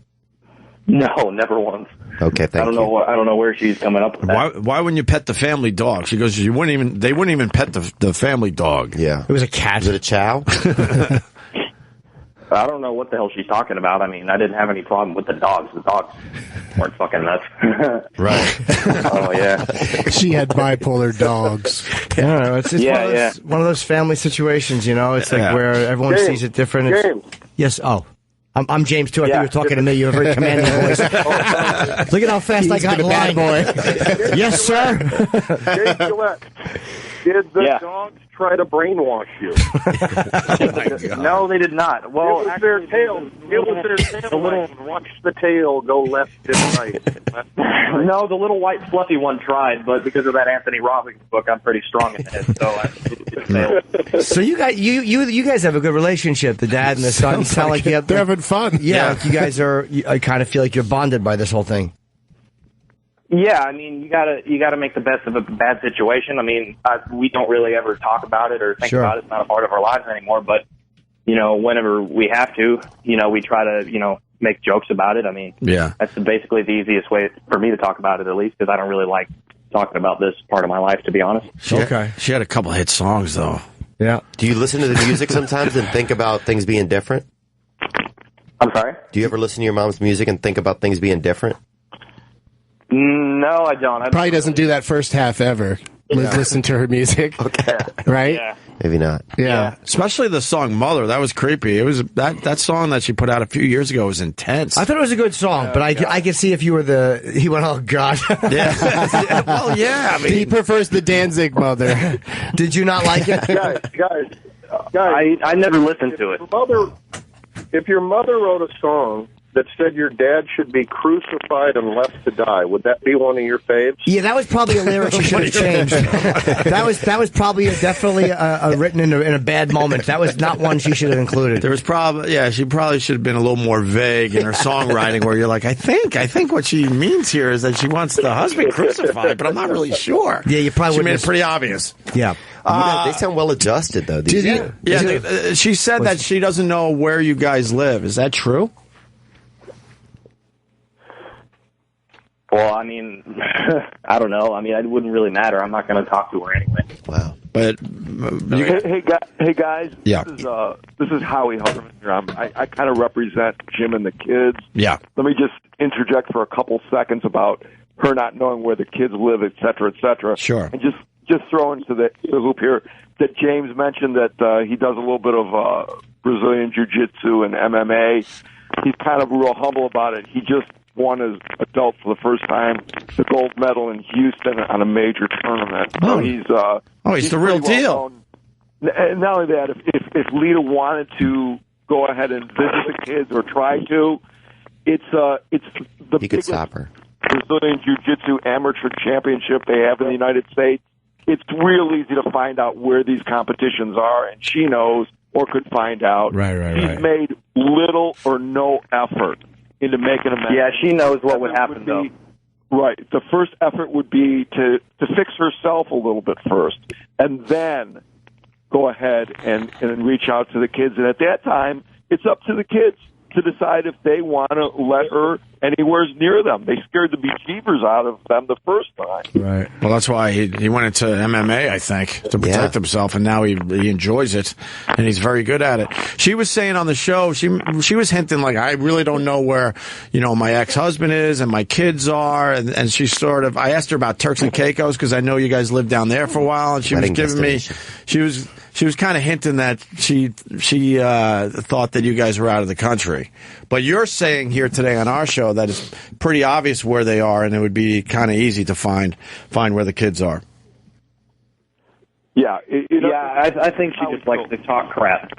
Because if she knows what that, if she ever tried to come near us, I mean, first of all, it would be illegal for her to just show up and try to, take us away from our brainwashing dad that I just remember she used to compare to Hitler, which was pretty funny. Right. Your dad got full custody of you guys a while ago. Yeah, a few years back. I mean, so I don't really think there's anything she can do. I don't know what the hell she's thinking. She's just going to show up and rescue me from my brainwash. I don't know. Yeah, and I have no idea. What would you do if she just all of a sudden showed up where you were at, James? Man, if she all of a sudden showed up, I'd, tell her that you're not supposed to be around me. I'd call the police and let them know, this woman's not supposed to be around me. Right. And, try to stay away from her and basically just tell her to fuck off. And your younger brother feels the same way. My brother, I wish he could talk, but he's got the flu real bad. He's in bed. He's been in bed all day. Okay. All right. And you were the one that had that statement that was all over the place, right, James? Yeah. Okay. I mean, you could find that out there on the internet if your statement says a lot. Right. So I guess that wasn't enough. So it cleared a lot of things up after the fact. I wish I knew about that statement when your mom was in here. Or do you call her your mom still, or? Yeah. What do you call her? Yeah. Good. I mean, I don't ever really talk to her, but yeah. Right. Did you read her? Or talk about her. My bad. Uh-huh. It's obvious the first thing on her agenda is not to find the kids, or she would have found a way to be successful at that instead of going around and promoting her new book and writing songs and lyrics about things instead of trying to make amends on her life so she can get back into the kids or have an opportunity to do that. That doesn't seem the most important thing on her agenda. So she obviously has to fix herself, and she has to realize that before anything else could possibly happen in this. That's correct. Yeah, and I don't feel like she's tried that at all, to be honest. I just feel like all of her saying, I never did anything, I don't even know where they are, is just kind of a desperate effort to make herself feel better, to be honest. I mean, right. Because she's the one who did this to herself. I mean, I don't care if you're crazy or not. You'd have to feel kind of shitty about that whole thing. One other thing, before your dad got full custody of you guys, Jim, you sent something over. Basically, the kids were being taken away from you at one point, right? Back in 2010? That was a fun surprise. The boys and I were hanging out. We were watching movies, and we had a pretty cool house in Florida, and, I had cameras all over, and there's a big pounding on the door, and I look at the cameras, and there's about 6 sheriff's officers there. And, we're like, holy hell, what's going on? And I answer the door, and they tell me I got a lead, that my wife had filed a restraining order. And I said, okay, and they seemed a little nervous because she told them, I train with the Gracies and I'm this jiu-jitsu killer guy. And, they had their hands on their guns. They're thinking they're going to meet, Ted Bundy or something. And I just said, okay, well, can I take Jim? That was Al Bundy. Al Bundy. There we go. Well, by the way, Al Bundy, he's a black belt under the Gracies. Is he really? Cool guy. Yeah, Ted O'Neill. Yep, absolutely. No way. Ed O'Neill. Wow. He's a badass? That's a badass. Ed O'Neill? Oh, yeah. No kidding. Yep. From Dutch? Ed O'Neill. It's always weird the things you learn about certain celebrities. Right. Wow. I would never think that. He's the real deal, man. What? I didn't know that. No way, dude. I'm more excited about that than anything else. Part of y'all's whole marriage and everything. Oh, wow. And all you have to do is Google him. There you go. Yeah. He's a barrel-chested guy. He's a black belt in that picture, that's for sure. All right, continue. So the sheriffs are at your door. They think there's going to be a major problem. They got their hands on their guns, according to you, and then they take the kids? No, what they did was they made me leave, and they came in and started talking to the boys, and it was very strange because Well, James, you tell him what you told the sheriff's department. Yeah, I mean, this was kind of in the peak of all her crap, so I definitely didn't want to be. Because at the time, she would literally randomly leave the house for like a couple days at a time. I wouldn't even know where she was. I mean, so she was gone for a couple days or like a day or something, and then all of a sudden the sheriff came. My dad came in and told me that your mom has the sheriff making me leave, and you have to stay here with your mom for a couple weeks. And I told the sheriff that I don't want to do that. I mean, she's nuts. I mean, she's gonna hurt one of us. I mean, at the time, I think I was probably 13. I want to say, so I was pretty young, and I didn't want to be alone in that house with just her and my brother. I mean, that was definitely the last thing that I wanted to do at that point. And then did they make you do that, or they saw it? Yeah, they did for about. It was just me, her, and Rocco for about. I want to say like a week or two. Wow. Were there any problems with that arrangement? No, yeah. There was her usual crap. Right. Her usual screaming and throwing things, and I remember that was the night she called me and my brother fucking faggots because when she came in, we were watching a movie with our dad. Yeah, Oh yeah, she did say that. Are y'all gay or not? She said. No. You're not? You said that in your statement. What were you watching with your dad, Magic Mike? Yeah, we needed to know what the movie was. Yeah, I don't remember that. His family sounds.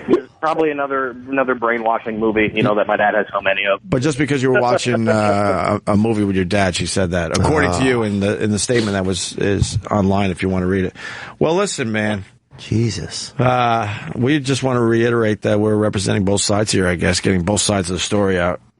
Because I honestly don't know what actually happened, but I'm Thank glad, you for calling. Yeah, we appreciate it. Yes, I'm glad much. you guys got your side out. Did we leave anything out? Anything else you want to say before we hang up, Jim or James? No, I sent you guys quite a few documents, parts of depositions, court transcripts, and I think those, coupled with the fact that I have sole legal custody, should tell everyone, right? What happened. Yeah. I want to thank you for the hours of reading you gave me. No. Jesus, can you give me like a little one sheet? Bullet points, files, and boxes of stuff. I'm like, what are we doing? Yeah, go ahead. Sorry. One other piece of information here. This is kind of ironic. When Lita says that it's an unfit parenting, et cetera, the reason why we had someone call you to get us onto the show, it's a person that represents us named Lisa and her husband Peter. They do reality TV, and the reason why I'm representing James and Rocco and Jim is because they have in development a very interesting reality television show about Jim being a great single dad. It's very soccer mom orientated, but a soccer dad, and it's basically it revolves around them going into mixed martial arts, doing tournaments, but basically it's about Jim raising the kids by himself the right way and doing the right thing. It's a great situation, and I love it. And like I said, I wouldn't be involved in the time of my life unless I believed that Jim was a great dad, and Jim is a great dad. All right, when is that show coming out? The kids are they're working on it right now. Okay. What the good news is the people with it, it's P&L Entertainment. They're responsible for, back in the old days, Current Affair. They're responsible for Judge Judy, and they got like 7 or 8 major things on network and cable. Yeah. And we're hoping to get to a family channel because this is a family-orientated show. The working title is The Fighting Gillette, but I'm sure they'll change it to something else. Fighting Gillette. Fighting Gillettes, not fighting blacks. All right, thank you guys very much. And a quick question for James before we go. Who do you have in McGregor Diaz? Who do I have or who do I want is a different question. Both. So I'm going to guess you have McGregor. Should win, will win. Okay, so I want Diaz, but probably McGregor. Yeah, I think McGregor's got that. Okay. Yeah. Well, thank you, guys. Thank you, This was certainly fascinating. And it sounds like you're doing all right, James Gillette. It's good to hear. Yeah, I've been doing great, man. Thank you. All right, buddy. And Jim Gillette, thank you. Appreciate it, guys. Yeah. All right, guys. Thank you for the call and good luck, James. All right. Thank you, guys. All right, buddy. All right, there goes James Gillette and Jim Gillette. I'll say this. I think all sides believe what they're saying. Sure. Like, I don't think Lita Ford's lying about what she thinks. That's what she thinks. Yeah, I don't know what's right because everyone's going to tell you different stuff, but I don't think she's sitting here being manipulative. I think it's just what she feels. But, I mean, she was saying saying that she doesn't know where the kids are. Right. And now I'm hearing that it seems like it's kind of easy to find where the kids are. And I don't remember if it was her choice of language, but we all walked out of that interview thinking those kids were really, really young. Yeah. Which you thought that too, right? I did, yeah. Okay. We were all surprised the next day when we realized I was confused because then I'm thinking, wait, did she have 4 kids? And she's talking about 2 newer ones, and maybe she had that boy sounded 2 adult. kids from another relationship that we didn't know about. I was very confused when I saw how old the kids When you're actually winning were. mixed martial arts tournaments, you're not exactly in witness protection. I mean, Yeah. right. But that says a lot that they first let her have the kids and took them away from the dad. And then now he has the kids. Like, so it's been vetted legally. In a lot of cases, they side on the. They're on the always mom's going to side. go with the mom. That's what they did initially. Obviously, is Right. they at first just thought, well, they need My to be with Twitter their mother. exploded. People were like, do you understand how bad the situation has to be that they actually take the kids away from the mother? Well, they were in That court. rarely happens. And the father asked a good question. He's like, what makes a mother a better parent? Simply by virtue of her sex.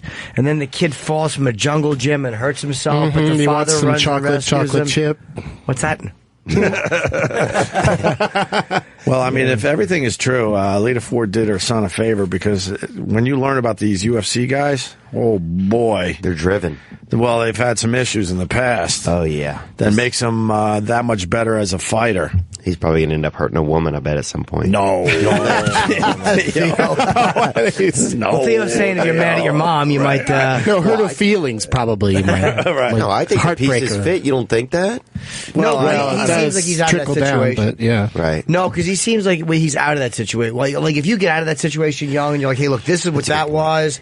I'm done with that. You probably have a more rational outlook. Kid sounds well adjusted too, so maybe he went through some counseling. He does and sound well adjusted. Sounds very. I didn't believe that part very of sure of Rocco has the himself. flu. He can't come to the phone. That sounded shady. He to can't me. talk. Maybe he's sick, or also he's also 14. They might not, when you're 14, you might not be as savvy on the radio, and they're like, you know what? Maybe just- his brainwashing isn't complete yet. Yeah. He needs another year. And He needs a few more Tony Robbins books. a few more Tony Robbins. It's a still in Tony the oven. Robbins It's book. Tony That Robbins. Jim Gillette's a martial artist too. That big son of a bitch. He is a big dude, man. Yeah. Oh my God. But if he had all this stuff kind of ready to email, and they emailed all these documents to us last night, he must be like constantly defending himself. Yeah. Well, from accusations. I kind of felt bad after Lita Ford left us because I'm like, man, I want to know the other side of this story. Well, it's interesting because I imagine this is how a lot of judges that litigate these cases. Imagine how much they must feel if you guys are even just feeling like so, He sent this is the stuff he sent: a sheriff's report, custody agreement with marriage settlement, the Lita driving incident, the deposition on them discussing bipolar, a court transcript he sent me. What else? It just goes on and on here. Well, the dad should be picking out better chicks. I mean, this also sounds like you didn't see any of this. He's really bad at choosing. Yeah. Well, we've all made those mistakes. Why don't you guys slow down a little bit? The crazy ones, if that's the case here, You never. How can you certainly know? are a bit fun at Yeah, first. you can't. Yeah, know. that's true. I would bit love to fun see at the first. boy. You're going to marry a crazy person, Theo. I probably will. Yeah. I'd love to see the boy versus Ed O'Neill for charity to help cover some of the court costs they probably have all incurred. I don't think Ed O'Neill wants an 18-year-old punching him. Kicking him. See, I think we did it all. Yes, I got to tinkle desperately. That's pretty interesting. Yeah. It feels like when the speeding thing was like she was trying to kill everybody in the car. Wow. That sounded crazy. Right? Like she was like... Different story than if what that she person, told. if that other person hadn't been there... Yeah, when sometimes you're speeding and angry, that's a bad combination. Yeah, very bad. Not good. No. And the kid is claiming mental and physical abuse. Sometimes I speed, but only when I'm late. I just wanted to clarify that. Yeah. That then when people think I'm speeding for the wrong reasons. It's only when I want to get somewhere quickly. And he's saying he wasn't wired. He had no problem petting the dog. And he also said that the Brainwashing book was a Tony Robbins book. Wow, this is so weird. Yeah. All right. I think we did it. I believe the kid, though. The kid sounded very believable. Yeah. Sounds like a nice young man. But I'll say it again, we don't know. I mean, we just wanted to try to represent both sides. And if Lita Ford wants to come back on, I guess we're in it. We might as well take another appearance from her. Jesus.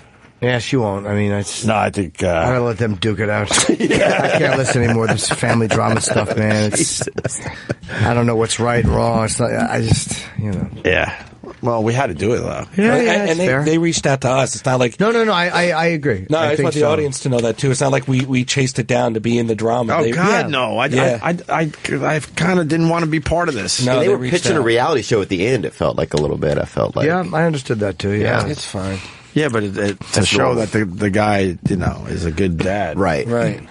All right. You've been on a reality show, Theo. Oh, yeah, no, I know the drill. I don't think it's going to help the kids. What show?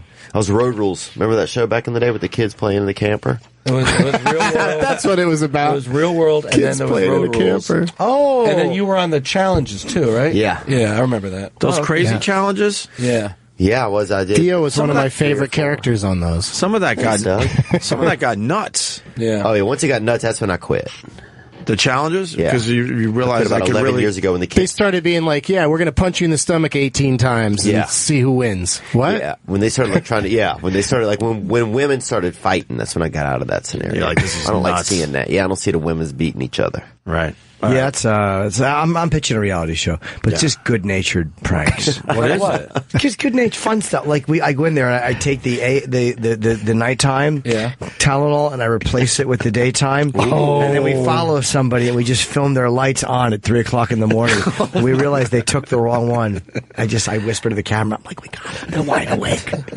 This is crazy. But you don't have cameras in the house to see now? No. We just it's good-natured. But I think you need the cameras in the house to see what they would do now after they realize they're going to be awake. Or I'll put this is a crazy one I do too. Yeah. I'll put different prices on things. Right. Like I'll put one on the toilet paper and they don't know until they get to the register and they'll be like $4,000 and then the cameras pop up like, you're worried, huh? Come on, and then I interview them. Yeah, it's called You're Worried. Yeah, you worried, huh? You're worried. Yeah, it's good-natured stuff. You put a higher price on stuff. Yeah. Or I'll work at a car dealership undercover and the guy will come in and be like, how much for this caddy? And I'll pretend I'm working and I'll say it's $30. They'll be like, what? I'm like, no, I'm just pranking you. And then we'll interview them.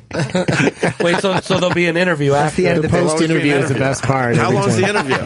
How long is the interview portion? Probably, I want it to be a 2-hour show, so I'm thinking the prank could be as long as I've just described, and then maybe a 45-minute interview with the person about what they were thinking. Get to know them. Really get to know them, their process, and what was happening. But you still have 2 hours, though. Is that long commercial blocks in there? About 2 or 3 pranks a show. I mean, put the Tylenol on one, wait till the next morning, interview the doorman. What are they usually like? Are they usually this groggy?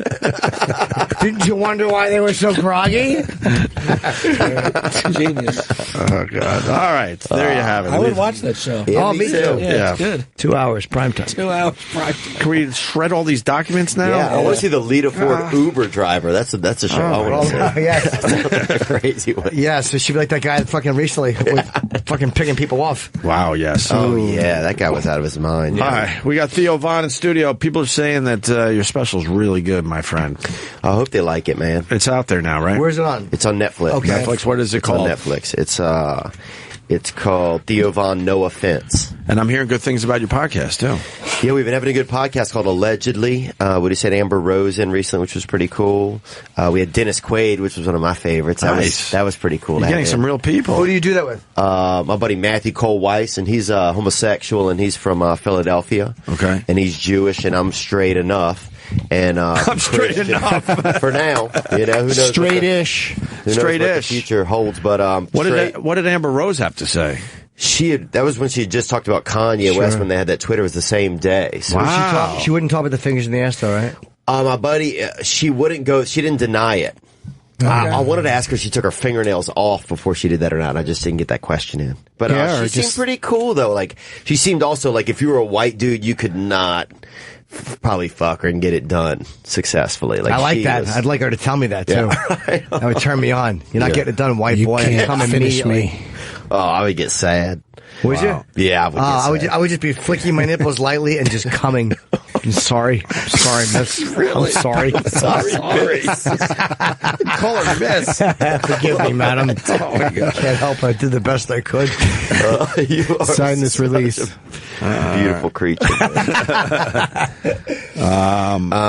yeah, the podcast is going great. But yeah, it's just exciting to have a special. It's also kind of nerve wracking because before I felt like, and I mean, I know you guys, know, I felt like no one could judge me before. I was kind of safe from judgment. And then once you have something out there, it's like, it's almost scary because then people can judge you. Sure. Yeah, especially people that have Netflix. They're just, it feels like everything they can watch any of it because it's all free. Right. So they'll click on your thing.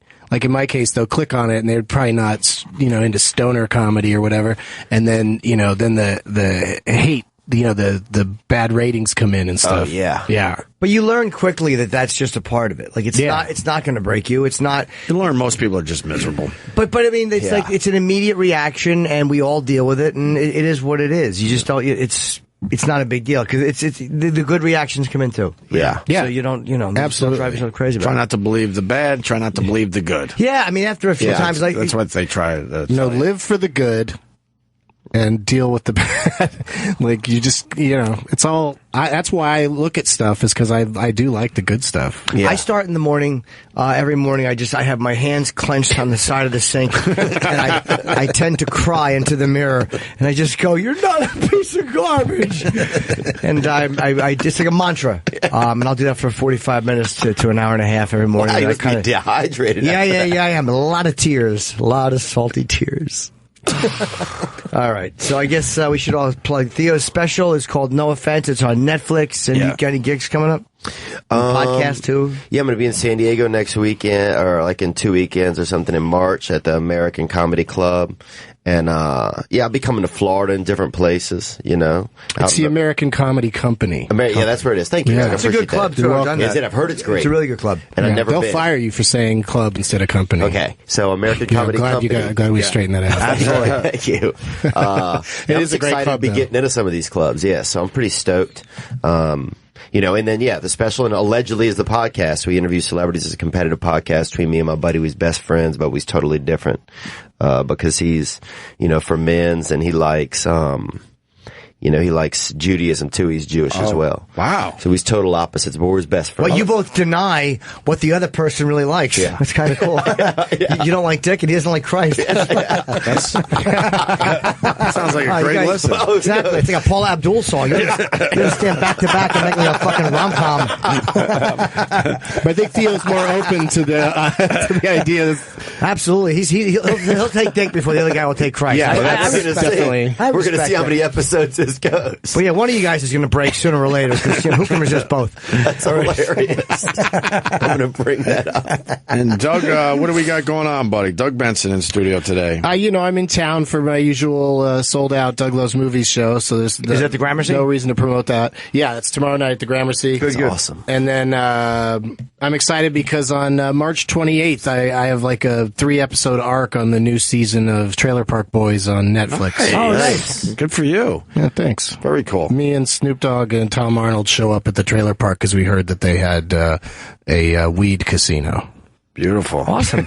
Is Tom Arnold a weed guy? I didn't know that. No, he shows up because he wants to fuck one of the Trailer Park Boys, the on and off, Ricky's on and off fiance. Oh. He wants to get with her. Right. We're all fans of the idea is we're all fans of the reality show. And so we show up because Jimmy Kimmel shows on Jimmy Kimmel Live that they have a weed casino. Oh. and Jimmy Kimmel is a fan of the show as well. So it's like we all play ourselves. I love fucking Tom Arnold is a manic Coke. He's awesome. There's nobody that's like phenomenal. He's like a truth machine gun. Dude, like he just great. Will not stop saying things. Yeah, and they're amazing. We've had him in a couple of times, and he's such a fun interview because there's nothing you ask him where he's like, I don't want to go. Yeah, no, so I what's the can't slaughterhouse talk about like? that. I was just killing everything. He's fucking January, and he's sweating like a fucking Haitian marathon runner. I was in the room next door to him in a hotel when we were shooting for like a week. Yeah. And every single night he was like a gerbil or something on his goddamn, he had a elliptical put in his room. And I just hear, nee, nee, nee, nee, nee. I'd hear it for hours every night in the middle of the night. Well, there's a lot worse places for him to be if he was a gerbil, so thank God it was the elliptical he chose. He's paranoid that he's going to get fat again. Yeah, he works out. So he's all about it. Yeah, he's serious about it. He's like, I got to have an elliptical in my room. We'd love it. Wow, that's a great request. But he does sweat a lot. Oh, my Really, God. a lot. Yeah, it was really, really weird. Jimmy's got gigs all over the place this weekend. This weekend, I got Red Bank on Thursday, which is almost sold out. Long Island is sold out on Friday, and then Saturday at the Wellmont is almost sold.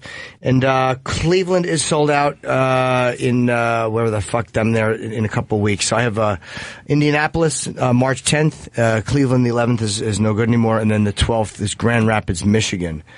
And I'm almost sold out in Philly and St. Louis. St. Louis? I've never been to all St. places. Louis. Yeah, there's less than 100 tickets left in St. Louis in April. So April 16th at the pageant in St. Louis. Yeah, so it's I'm going to be a hoping- sellout in St. Louis. That's They love great. St. Louis is super into like good comics don't go through there often enough. I heard that's a great place to perform, man. And Florentine has done it, and so many guys I know They're have super done it. into it. They Yeah, are I good, always right? have a great time in St. Louis. It's really real people. I mean, that's real. That's real. That's people. real America. Yeah, I understand I'm popular in Ferguson. They've been passing my DVD around going, this guy's the goods. So hopefully. Hope I can go there and win over some locals. There you have it. And the animation, too. So go to JimNorton.com for all this. The Chip Chipperson Yes. animation is up and making money, so. Great. You know. Money, money, money. All right, we got Kristen Schaal coming in next. Oh, my God, that's right. She's neat. You did something with her, too, right, I did Theo? a short with her, with some really cool, director guys. I love their show, though. I love that Last Man on Earth. I never saw it. Yeah, she was funny. So funny. Yeah, she's a very, very interesting and original person. Yeah, we'll have her on in a few minutes. So I Cool, guess man. we take a break now. Yes. Stay there. Oh, we got a busy room. Theo Von in studio. I'm still trying to figure out the wood shirt, but we'll get back into that in a few minutes. Plywood. It was plywood. You got to be thinking that. Very fine, like a... All right. Balsa wood or plywood? Not balsa. Went plywood. Interesting. Also, we have Doug Benson in studio. We're going back to that, though. But we have Kristen Schaal outside the studio. So we got to bring her in. She's promoting The Last Man on Earth. Sundays at 9:30 on Fox. For the first time, Kristen Schaal. What's up, Kristen? Hello. Welcome. Thank you. Do you know the room? Do you know everybody? Do you know all the players? Huh? Well, I know Jim, and I know Doug. And Theo Von to your right. Nice to see you. We haven't met. We have some friends, though. I did this little short with you at the Kehoe Brothers. I was the homeless guy that gave Bobby Lee a hand job. And the Kaufmans from New Orleans, Tyler Kaufman, I don't know if you know that. I love Tyler. Yeah, he's a friend of mine from New Orleans. Oh, that's cool. And he loves you, too. But anyway, I'm a big fan. Nice to see you. Nice to I'm a big see fan you. of everyone in here, actually, almost except I can't remember that guy's name over there. Eric. That's Eric. Whatever. So you guys were in a short together, but I guess you didn't have any scenes. No, we didn't have any scenes. But you jerked off Bobby Lee in it? I did, man. And I've seen his. It was crazy. I'd seen his penis so much, but I'd never gotten to actually. We've all seen his penis. Yeah. But We I have got that a in hand common. job. I got You've the seen hand it? job. Wait, but the way it's shot, he didn't have to actually take it out. Right? No, he didn't. But he did. Yeah, he always Of course. does. Okay. Yeah, he's a method guy. I like that. Very Brando-esque when it comes to getting his dick tugged. He wears very strange underpants. He has stripped down many times in this room, and it's just very strange what he wears underneath. But He's whatever. artistic. That has nothing to do with Kristen Schaal. You were raised on a cattle farm? Yeah. I didn't know that. Well, it was more of like a hobby farm. Like my dad was a carpenter, but then he grew up on a farm, so he just got some cows and fooled around with them. Did he kill them? What way? He did kill them. He killed that's a weird hobby that you're raising cows and then you're slaughtering them. He did shoot one, and then took it to the slaughterhouse. Yeah. Slaughtering is, it's a rough. real ordeal. Did you go with him? No, I didn't. I was at school. Were you there when he shot it? Probably, but I didn't see it. Oh, okay. Yeah. Did you know it was coming? I didn't know it was coming, and the problem was the cow. I named all the cows because I was little. Oh, you're not supposed to name them. What was the name of that one? Bella. Oh, what happened to Kennedy? Oh. Well, the worst part is then he brought all the meat home, so we had to eat the cow that I had named. Oh, you ate Bella. You're eating your pet, basically. Yeah. That's a weird hobby that he had decided to have. Yeah. To raise cows. Yeah, well, you can get some money for it because then, like they mate and they make calves and then they grow up and then you sell them all back to the slaughterhouse. Right. And so just like, money for college, he said. Yeah. Yeah. They had a calf in our town I remember a man had a calf that had born with no legs, and everybody would go and feed it and everything. And check it out. Yeah. You can make money off that. Yeah, people would pay to see it even. I would So assume what they would would. it do? Like just roll? Yeah, it would just, they kind of had it propped up when you would go visit it, but it was pretty cool. It was pretty chill. Pretty chill. Yeah. I don't know if it was a man or a woman. I guess either one could be legless. Whatever it is, the genitals were dirty. They're on the ground. I don't think it thought it was pretty cool. Oh man, why didn't they make like a cart for it and like pull it around like on a wagon? This is before they were doing all of that. They didn't think of wheels yet.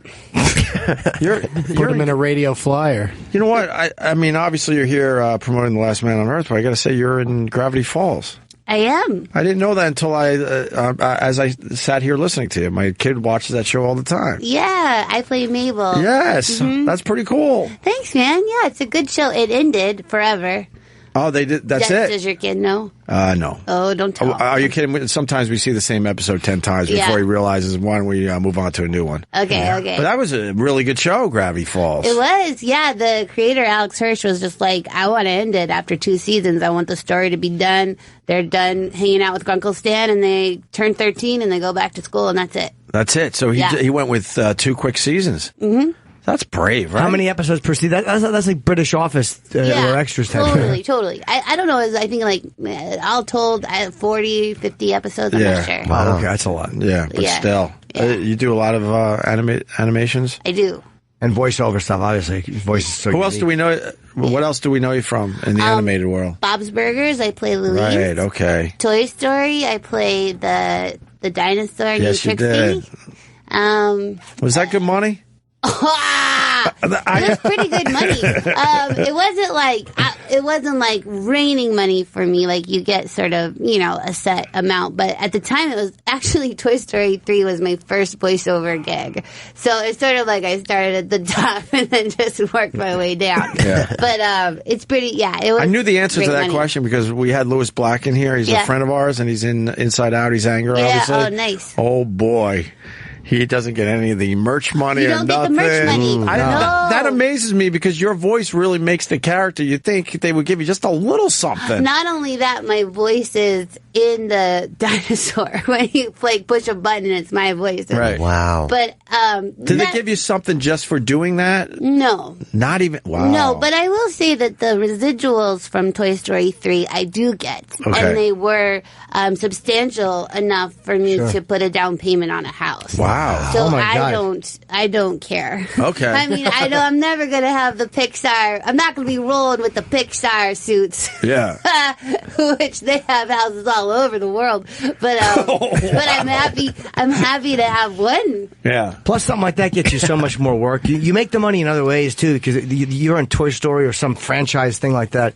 You'll get a million other gigs. But if they don't have the right voice for these characters in these animations, It it doesn't takes you work. completely out. That's why I think it is very important that they take care of you guys. When You should be the head of the animation union. Louis Black yelling and screaming here. With that finger, he was mad. Yeah, hey Lois, they give you any extra? No. All right. Plastic black. Yeah. Yeah, they get you to sign all that shit away. You know, and they paid him okay for Inside Out, but that movie, well, I think it just won an Academy Award, right? Here's the thing. He needs to be patient because the residuals aren't going to come right away. It's going to take a year or 2 years. And then there's going to be a check and you're going to be like, whoa! It does. You don't even expect it. Once in a while, I'll open it and like a Lucky Louie got released somewhere. I'm like, well, there's $12 I didn't see coming. Yeah. I get those I can on, almost go to the movies. I get those, go to the movies. I get those on a much lower level, but then I just wait till they stack up where they're about $200, $300, and I finally go to the bank with like 30 checks Yeah, and then that add up to $200 or $300. It's like a rich I person's cash coin that, star. I put that pocket money in my back pocket, and I feel happy. It's Yeah. What's like a embarrassing. crazy expensive? Like, what's something like wild that you spent money on? Do you feel like? I mean, you said a home. I think traveling. I guess just go like plane tickets. Where'd you go that you liked that you wanted to see? Oh, Tokyo. Oh, I'd like to go. It's expensive, I heard, though. It is expensive. Yeah, it's. I want to go so bad. That's one place I want to go. Just go. We went on the internet last time I was here, actually, to Tokyo. It was. These guys are wild. Yeah. What'd you do there? I just ate. I ate all of the food, and you know, you can just go anywhere. You don't have to do anything in Tokyo. You know, Japan owns 7-Eleven. That's their store, but you can go into like a 7-Eleven or their bodega and just look at their products for the whole day. Really? Like, that's enough. Like it's so unique and different. What were some of the stuff you saw that blew your mind in that store? Like there's like a mask for women to put on to look younger, but it's like the face of a baby, and it's just like a baby. Look, I don't know. This is bizarre. Oh, there it is. It's called Babyish. Yeah. We found the product. It's from your Instagram. Okay. My Instagram. All Yeah. right, yes.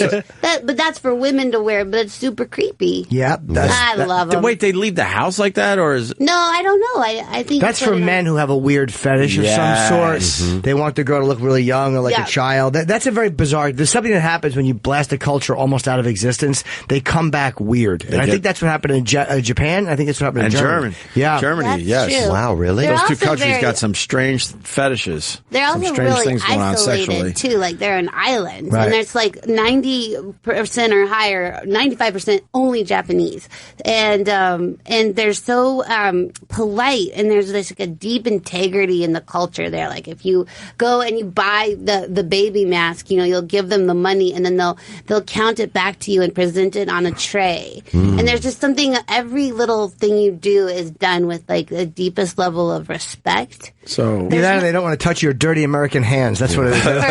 Perhaps. Yeah, sometimes I feel like if you see you could kill a Japanese person and they would be totally Okay okay with with it. Yeah, like they would apologize to you as they died. they would assume. They would assume. Oh, I must have done something wrong. Okay. So you bought one of these baby masks? I didn't. Oh yeah, you have to buy the baby. Yeah, I don't know what I was thinking. Just taking a picture of it. It's not Did you go to, enough. where's that Jiro Sushi? Strange. Oh, that's in Tokyo. Did you go? No, but you know who went? Is Questlove. As soon as he saw the documentary, he got on a flight and went. How did he get the reservation? I guess if you're Questlove, you I have think enough he's like a connections. Questlove. Wait, he immediately got on a flight. Basically, he just had to go. Yes. That documentary was great. It was. You know, have you bored seen me. Chef's Table? No. On Netflix. It's by the same documentary makers, but they go to a chef all over the world, like Sweden and Argentina. It's very, very good. I'll have If to you check like- it out. You would like it. I probably wouldn't. Jiro Dreams of Sushi was interesting because I loved Nozawa and but I was a little bored with the rice stuff. I was like, I get it. But it was It's good. very I wanna eat artistic. there. How it Yeah. was put together was very Gorgeous. artistic. He's a master. It was and gorgeous. I would fly there to eat there, but I just did the documentary. It could have been a half hour. Just I his would've two been- fingers with the sushi, like that. That was all. I loved it. You're gonna love this series on Netflix. All right, I gotta check it out. It's just like the moments of silence when you're just like looking at the food and watching them. Yeah. And all the philosophy behind being a chef is really interesting. How long of a flight was Japan? Well, I'll tell you, from here, it's 14 hours nonstop. And how about from LA? They're Longer gonna or go up. shorter? From LA, it's about 11, yeah. You know, cut out the 4. Was that a tough 14 hours? The first time I went, yeah, it was pretty tough because the guy sitting next to me was mad every time I had to go to the bathroom. But I was so excited to go. I was so excited. It was fine. He didn't bring you down. He didn't bring me down. I read the good for Lonely you. Planet book over and over. Wow. Would you go by yourself? I went the first time I met my friend who was doing the Blue Man group over there. I've been 3 times. 3 times? Yeah. And you were flying, you were sitting you were in the window seat, and every time you Yeah. got up, the guy would complain? Yeah. Well, he was just like, ugh, ugh. Well, I always offer to switch because I piss a lot. I got to fly aisle. I have You to fly do? aisle. Wow. Yeah. And I'll tell somebody, like, just so you know, I'm up and down in the bathroom. They're like, all right. And once they co-sign that, But everyone wants complain, to, motherfucker. everyone wants to take the window seat, so they must be happy when No, you say, it's very hey, hard to switch to an aisle. Very hard, dude. Really? Very difficult. I would They're rather sit coveted? next to People the who window. book an aisle want it. Yeah. Yeah. I want my head against that want that window and freedom. get a Me few too. hours in. Yeah. People Try to anyway. People do not like giving up those aisle seats. What else about Tokyo? Any earthquakes or any of that stuff? While you were over there? I did go like about less than a year after Fukushima. Wow. So that You're was a little brave. bit worrisome. Like I would just bottled water all the time. You didn't try the sushi then? Oh, sure I did. You're worried about the water but not the sushi? This girl's nuts. Yeah, it's funny. I know. You're crazy. I love They said it was safe, but I don't know. It was still good. Well, they have to say it's safe. They're not going to go, how is this? Well, it's probably contaminated with nuclear fallout. Yeah, it's kind of important to their culture, so I think they're going to tell you something a little different. Do you trust the Japanese? Good question. I don't know. I do think their government is a little bit secretive. I mean, there's definitely they're not perfect. I'm like building them up. You know, I think for a first world country, as far as sexism goes, they're behind the game. Like they don't have enough women in CEO positions at all. I'm pretty sure they don't have a female prime minister, but I could be wrong. They're like us that way. So, you know, but like they have a train car dedicated just for rush hour for only women can go on so they don't get groped.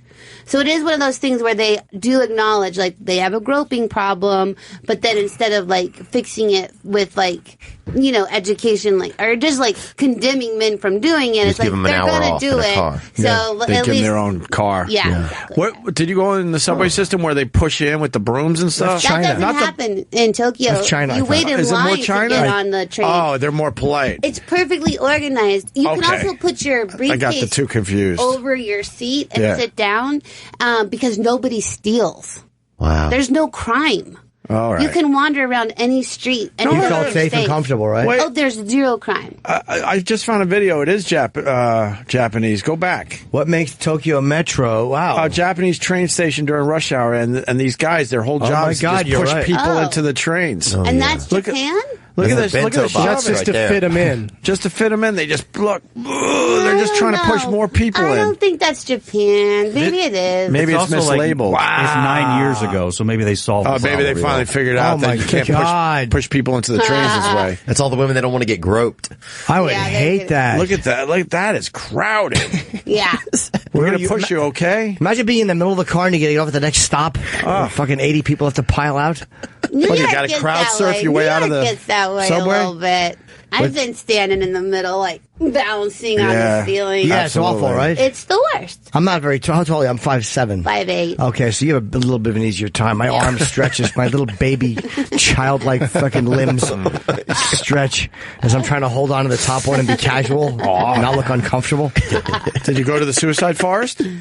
No, it didn't make it. You know about the suicide I wouldn't forest? be here if I was. If I did. Well, yeah. Yeah, there's that. Is that where the volcano is too? Is that like in the same area? Yeah, the forest below Mount. Is it Mount Fuji? I don't know. Right? We did this whole bit. yeah. There's a little documentary on Vice. It's pretty good. The guy goes in there and finds the bodies and also tries to talk people out of not killing themselves in the suicide forest. Do you feel like you could have been Japanese? Because I feel like sometimes people feel like they could be like a certain culture or something. Yeah, I do feel that way. I could see that. A little bit. My dream, actually, I love it there so much, but it's so expensive to go. So I want to try to write a movie, because the Japanese movies are not the best. Yeah. Sorry, Japan. In my opinion. So I want to write a movie that takes place in Japan. And So you have a reason to be there? I mean, it's a big dream. It's hard to get a movie made. I don't know how to do that. But if I place it in Japan, then I can go, maybe. Yeah, just write a movie about anything and then just put like, you know what I mean? And they look out the window, like things you only see in Japan. Yeah. Maybe that, you know. Do like a lady version of Lost in Translation, where you're like, you're there and you're famous. Yes. Yeah, that's a good idea. Very good idea. Lady, I will be the Bill Murray. Mm-hmm. I want to go back to the cows for a second. So, does your dad still have that hobby? No, they sold them. They're done. They finally said this is too creepy, I crazy. think he grew out of it finally at 50, 60. I know we have to do it, but I just can't. I don't know how you slaughter animals like that. Yeah. There's a book called Jobs where people just interview people who have jobs, and they interviewed a guy who worked in a slaughterhouse. You know, it's mostly like immigrants and people, and it's can you just imagine your whole day is just blood and bones and cracking and cutting.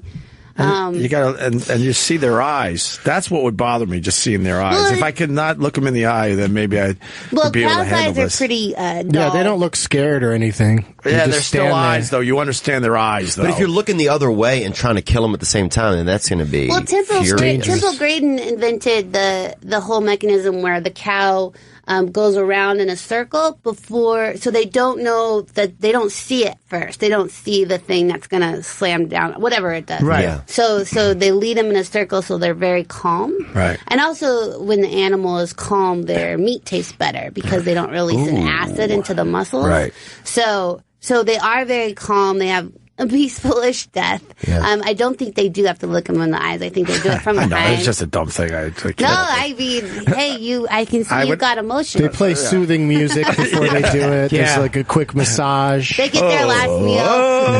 That's how I'm going to order.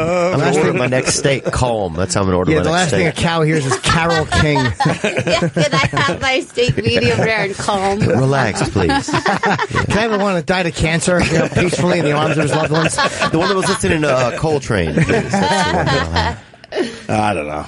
Yeah. But you named the cows, and then you had to eat one of them. Yeah, dude. Although nature is brutal, though, and again, we know better, but I was watching documentary and watching video of lions chewing a buffalo, eating its asshole while it was alive, and like its asshole, his innards are dripping out of its ass. Like they pulled a piece of his intestines through his asshole, and it's just hanging out. And these other buffalo come over to help, and then after a while, they're like, well, there's not a lot we can do. We don't have any medical ability, and they just kind of left him alone to get his asshole.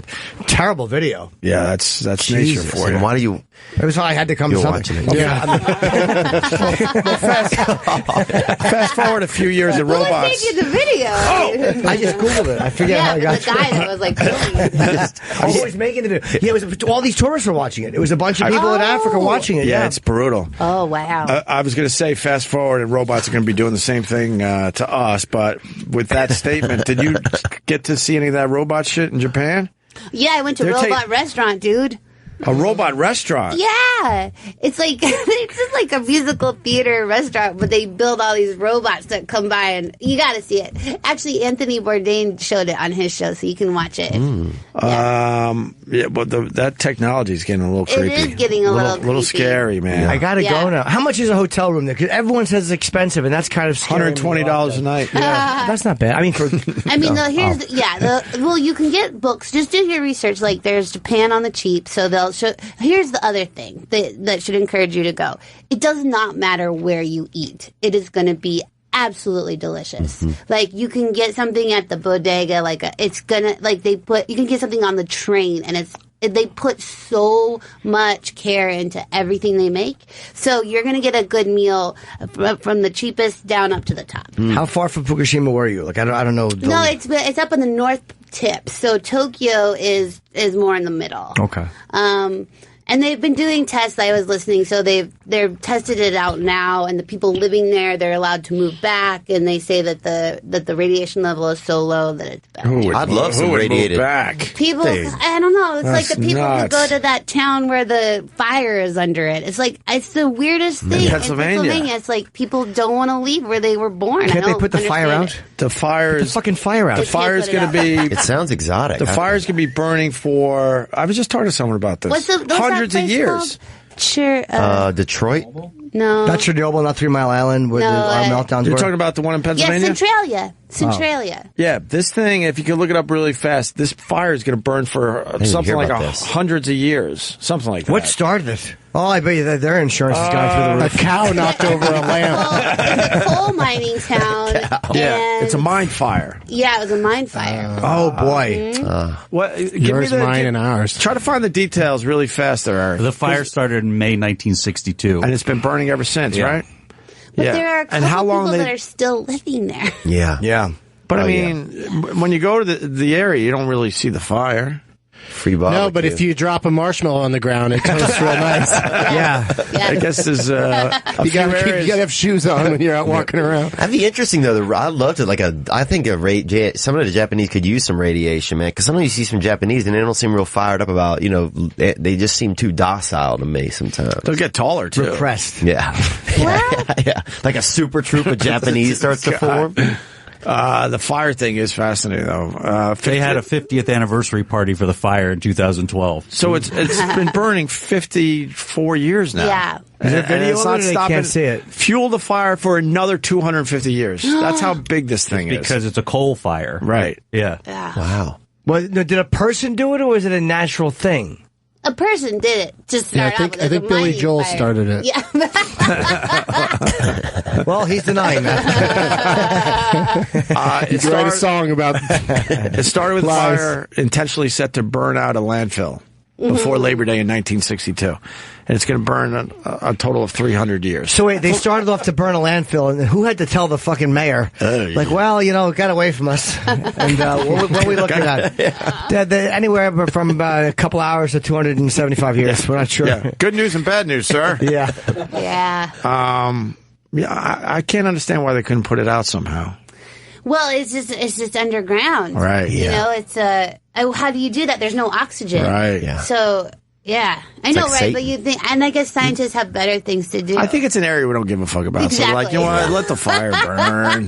Got other areas to worry yeah, if about. there was like an ocean and a beachfront I'm thing, sure. I think, yeah. Exactly. And we're talking about it's like home of the fire. I'm sure they have signs there. You know. Right. Oh, I think it'd be a great tourist. I mean, they should take advantage. But you said you wouldn't check that out. That's something I would love to check out. Yeah. Because I know it's not radiation. The radiation thing scares the hell out of Yeah, me. but look at this holes in the road with smoke coming through it. Yeah, it's kind of. Although when I lived in Buffalo, Love Canal, that was a place you went and checked it out.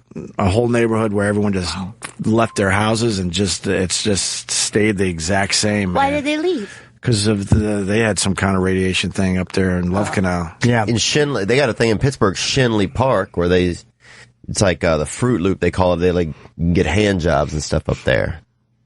At, What is that? Wait, what does that have to do with anything? What does that have to do? There's a lot of places like that. But Exactly. What were you talking about? I wasn't talking about hand jobs. No, but I'd rather hear your story. Where is this place? It's just No, like the town's called Love Canal. Oh, I Go. Sorry. Where is this? I want to hear this. This is a deleted scene from The Deer Hunter. What happened? Just there's this place called the Fruit Loop up in Pittsburgh. I love Pittsburgh, and my buddies was giving me a tour, and so he took me everywhere. And they have you can park out there and pull up next to another man in a van, and you can become friends and everything. Oh my God! Just run into Bobby Lee there. nice call Just because I said Love Canal, man. Sorry, I thought you guys. I No. Wait, so He you was went just to thinking of love Canal? spots. I went. I'm getting infected by Jim. I think I went to the outskirts of it. This is many, many years ago, but I do remember that the houses were just like everyone just ran and left them as is. Maybe you could Google image Love Canal. Yeah, Dustin Hoffman wants to do a depressing play about Love Canal in Tootsie. Remember? Oh, right. That's right. Oh. Yeah. Wow. And I think What a deep cut. That's Yeah. amazing. is You're very right. That's the only thing I know about Love Canal is that everybody doesn't want him to make a thing about it, a play about it in the movie Tootsie. I that's think hilarious. I believe some of the areas they kind of reopened and people started moving back many years later. And what happened there? Someone's got to help me out with this. I didn't think we were going to talk about Love Canal today. About 22,000 tons of over 200 different chemicals were dumped in the ditch from 1942 to 1953. And That's an 11-year period. I just wanted to chime in. I didn't know anything about it, so I wanted to sound It's like I was 11 years, contributing. folks.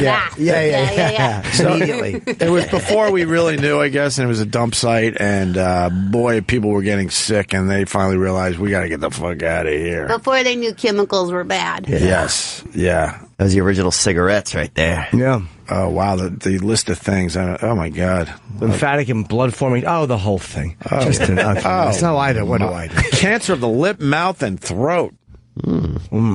Oh, all right. Not it. Anyway, So I want to go to Japan now. She's made me. Chris made me go to Japan. I really do. Go. I mean, you got to travel before you get too old. Yeah. You got to Yeah. see the world. You're going to feel safe. You're going to love what you eat. Also, they speak English. And you want to take the subway is written in Japanese and it's also written in English. And it comes like every 30 seconds. You miss a train, you're like, oh, I'll have to wait 30 seconds. You're not going to get pickpocketed. You're going to be safe. You're going to be able to explore. You're going to sit down. You're just going to learn things like, hello and blah, blah, blah. So You can grope women if you're in the right train car. Yes. I want to meet a special lady. I love. She listed all the things you could do, and one of them was sit down. So they allow sitting there. You could sleep in a drawer, right? You could sleep like in a drawer if you want. If you want to, Yeah. and if you have a really good meal, you just learn this phrase. You say, "Gochizo sama deshita," and that means it was a wonderful meal or something. And they lose their minds because they think you're a dumb white person, and then you say that, and they're like, "Oh, they love it." I would probably just stick with Domi Arigato because I know that one from that song. They'll take it. They'll take it and your money. I want to go. Unique things like the capsule hotel that you were sort of referencing. What's the capsule hotel where everybody sleeps in? That's like a coffin. It's just creepy. It's almost like on a tour bus or something. Like it's just a cot that's got a door on it. It's all numbered and the doors are heavy, so if you go in there, it seems like it's pretty damn quiet. I think really strange. April is cherry blossom season, so that's going to be the most beautiful time. It'll probably also be a surge for hotels. What's a good room cost? Because like a man like me obviously travels a man of my ilk in luxury. Yeah. I prefer a nice hotel. I don't know. You do your research. I think it's like I don't know. I'm not sure what it costs. I think $300 a night. You could pay $300 a night. Yeah, of course. I mean, that's probably it just depends on Do they what take kind credit of cards? hotel you want. They love your credit card. Oh, good. All right. You're in, Jim. I'm heading over. Also, you don't need to spend a lot of time. I would say just go there for like 4 or 5 days. That's all I want to do. But You know what I mean? And then come back. Did you want to do that. Did you wander around the sex area that Anthony Bourdain kind of took us through? Yeah, did you go to the Fruit Loop? Like they got some. There's Robot Restaurant. I went to that. Robot Restaurant. She's changing the subject. I don't blame her. Well, yeah. I love Robot Restaurant. Of course you do. I think Anthony Bourdain said this was one of the most amazing performances he's ever seen in his life. It's pretty great. He said the amount of money and effort that went into this thing. They work hard and play hard over there. That's for sure. I'm getting they that go tattooed. crazy. That's a good one. Is anybody else jealous of Anthony Bourdain? Doesn't he not have the best job? He does have a good job. He does all right. Complain, He does have a good job. He told James me- Dean has a better one, but I mean Anthony Bourdain.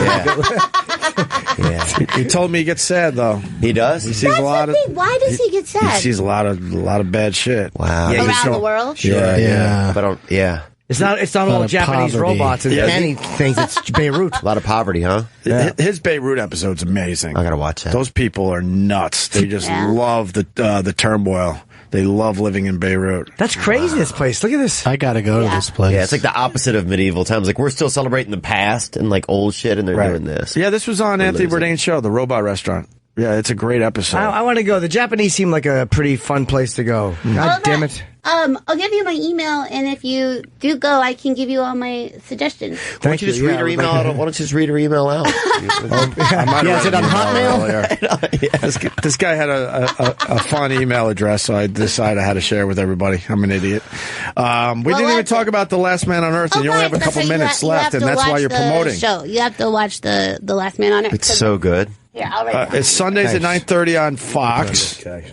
Yeah. Where are we at? Did Will Forte shave the beard yet? I saw It was half and half when we saw him. Yeah, and that he went to an award show with it half and half. Yeah. That was so creepy. Yeah, he's really committed. That guy is dedicated to the craft of comedy. He was in here with that beard. Wow. That's awesome. Yeah, he can grow hair really well. Yeah, he can. He does a lot of things really well, and but hair he's exceptional at. Yes, and then he had the balls to go out with it half shaved.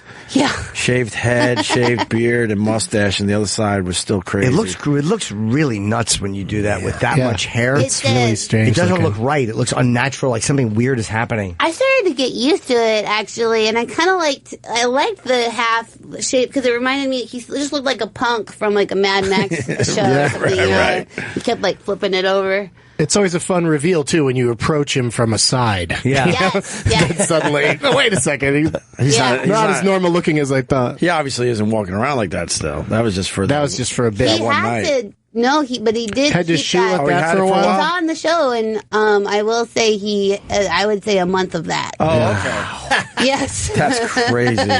Good for him. Yeah. What do you want to tell us about The Last Man on Earth? Well, Sundays at 9:30 on Fox. I want to tell you to please watch it. I think it's going to be full of, more surprises, great gags, fun gags, lots of jokes. It's a unique show. Yes. I'm excited that I get to play on it because there's not a lot of chances to be on a show like that, so it's just been a dream come true to be on the show and you guys be had a cow. opposite Forte. You guys had a cow on there too. Yeah, can't get away from them. Well, there's one way to get away from them. All right. Sorry. Walking? How? What? Yeah, what? I don't just. I There's don't know. so many ways. Yeah, there are. I was slaughtering. There's so many ways to get away from a cow. Yeah, there are. Just give her the wrong number when you're done. Yeah, I've done that. Yeah. Jump in an Uber. Yeah, the Uber will take you. They'll take you away from a cow. I type it into my Uber. I need to be taken away from cows. I don't have a specific destination. Just get me away from cows. As soon as you do, they know exactly where you are. Absolutely. Yeah. Just go home before midnight and you'll be okay. You did a stand-up Everything will be special, okay. correct? Yeah, 2 of them. Did you do one in front of your parents? Was that you? Yeah. I thought that was you. We remember she was just her mom and dad in the room. That was Bamford. Oh, wait, no, that's Bamford Bamford. did that, yeah. Oh, I Mary did- Bamford. Okay, yeah, cool, yeah, cool, that's cool. true. But I did do something where I brought them on stage, like for like a John Oliver special when he was doing stand-up. Okay, so there before was he that had with a your concert. parents. Huh? You was with your parents? Yeah, they were Okay. on stage. They were like my props. That was a while ago. They loved it though. See, I could never do that with my parents. Maybe because I'm so filled with shame. Like I could never have my parents have seen me perform, Yeah. but I can't look at them while I'm doing. You know what I mean? I understand that. You don't want to see them, right? Nobody wants to see no, that. and they also are really like Christian, and they don't enjoy swearing or sex talk, which is a lot of my act. So not swearing, but I go blue. And how do they address it with you? But after a while, they're like, "Okay, Kristen." All right. They give it up. Do you tell them you made it up? Like, come on, it's just for my act. Yeah, I'm like, it's just making fun That's of funny. the idea of sex and blah blah blah. But they're proud of you, obviously. Yeah, they are. So you're married? Yeah. How long? About 4 years. Oh, okay. Is your husband in the business or no? Yeah, he's a writer. Okay. He wrote for The Daily Show for 10 years, and now he's writing on Fresh Off the Boat. Okay. And we That's a write great together. show. Ah, thanks. No,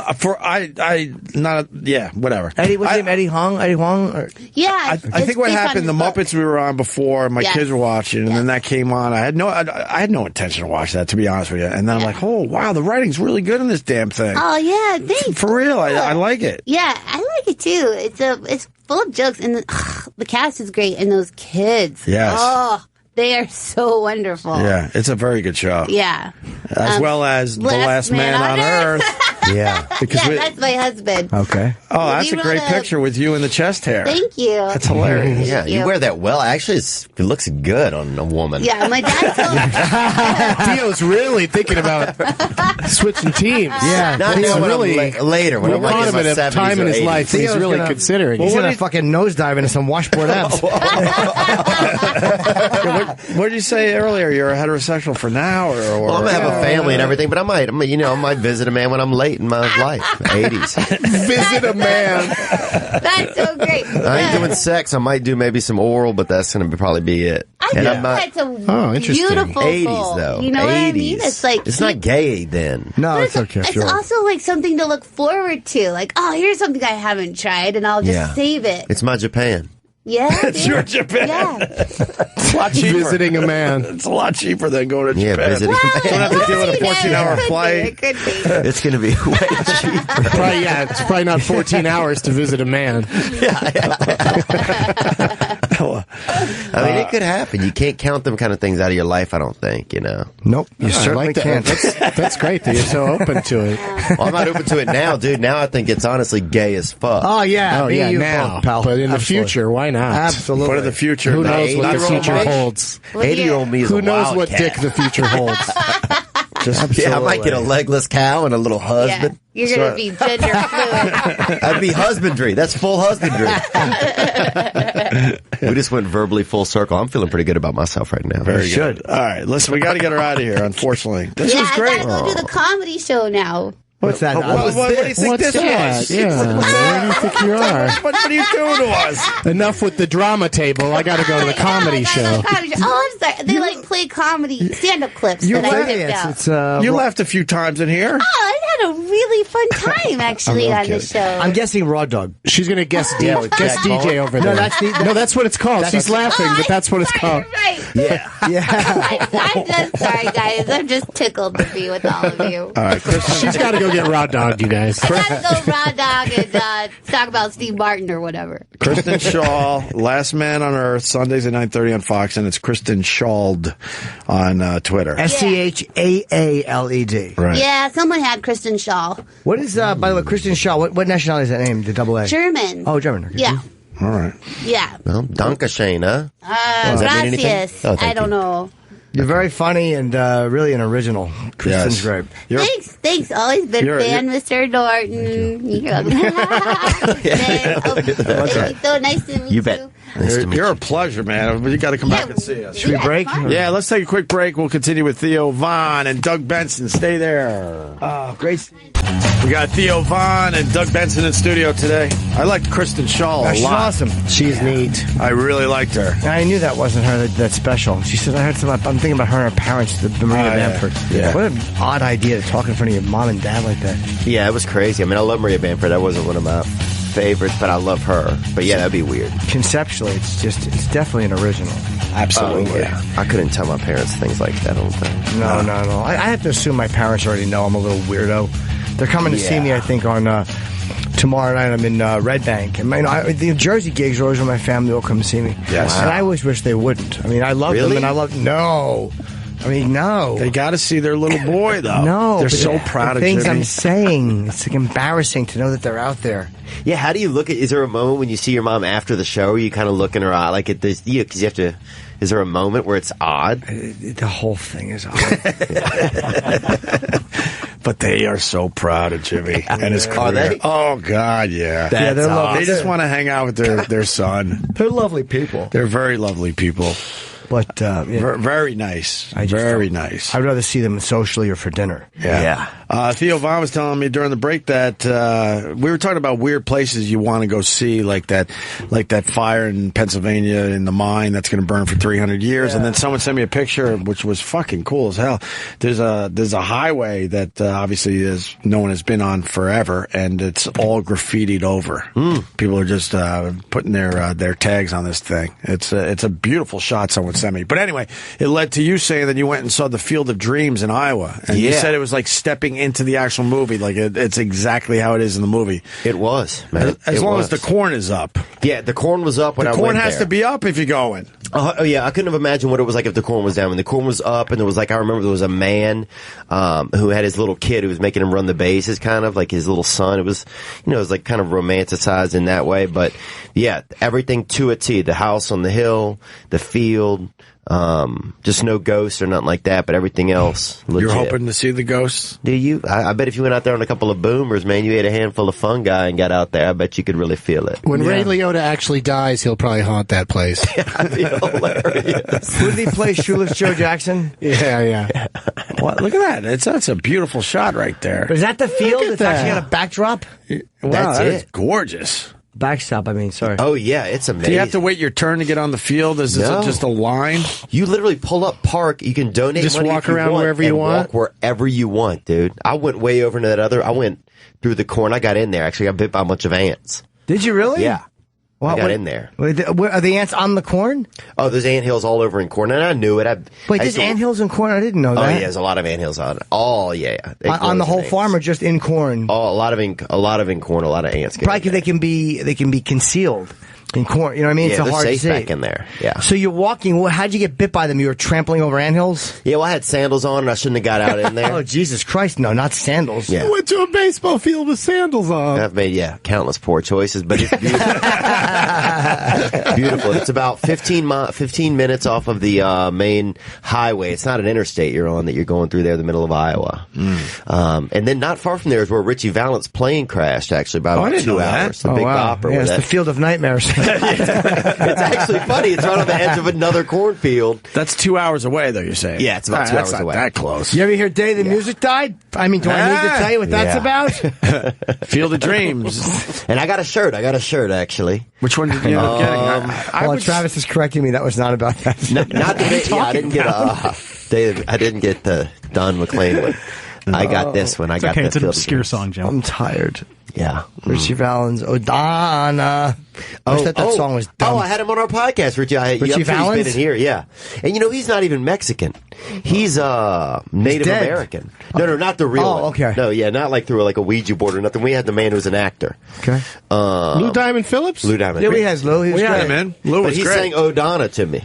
He did. Jesus. Yeah. Whoa. How was that? He wanted a little action. It's another step in the direction of men for Theo Vaughn. Maybe you should have sang that to that place in Pittsburgh. Later, guys. The Fruit Loop or whatever it's called. Oh, Donna. Right, we get it. Fucking awful name. Yeah. Lou was good. We liked Lou. Oh, yeah, he's amazing. Yeah, he's amazing. He was in Cool that movie about miners. Yes. And you could tell he chased a lot of puss in his life, too. You could feel that coming out. And a lot of it chased him, too. Lou Diamond Phillips they loved him, the girls. He had a wife that went lesbian, though. He had a wife that went lesbian on him. She lost her way. Oh, yeah. Well, that's all right. It's kind of, at least if you think about her. She ended up not with being you. Melissa Etheridge. She was the one, right? They all do. It's so much easier if she goes with a girl. Like if I'm with a girl and all of a sudden she's like with another woman, I couldn't have beaten that. You're like, all right, I can't compete with that. But it's when they leave you and you're like, oh boy, not only did she change men, she changed races. Yeah. Oh no. Oh boy, she's like if they leave for like a Chinese guy. I wouldn't mind that at all. But if it's it's a black guy, he's going to put it to her a lot better than I did. Give you an average fuck at best, ladies. Yeah, average fuck. Julie Cypher. She was a looker back in the day. Yeah, she left Lou Diamond for Melissa Etheridge. Nice Joan Jett haircut. She has like that fucking 80s, early 90s rocker hairdo. Well, she changed her hair as soon as she decided to go lesbian officially. Yeah. She cut it off because see, the hair is much different when she was with Lou Diamond. Wow. What the hell was that? Yeah. Who's that? Fucking Susan Smith before she backed the van into the water? That's the same lady? That can't be, is it? That's the lady that Robert Durst killed, it looked like. Right. Wow, she got her shirt open, nice little belly there. She's lezzing out. Yeah, she sure is. Pointing. What's she pointing at? Women just want to be free, I think, at a certain point. I know. So God bless them. I wanted to go back to that show you left because it got crazy with the things they made you do. Theo. Girls.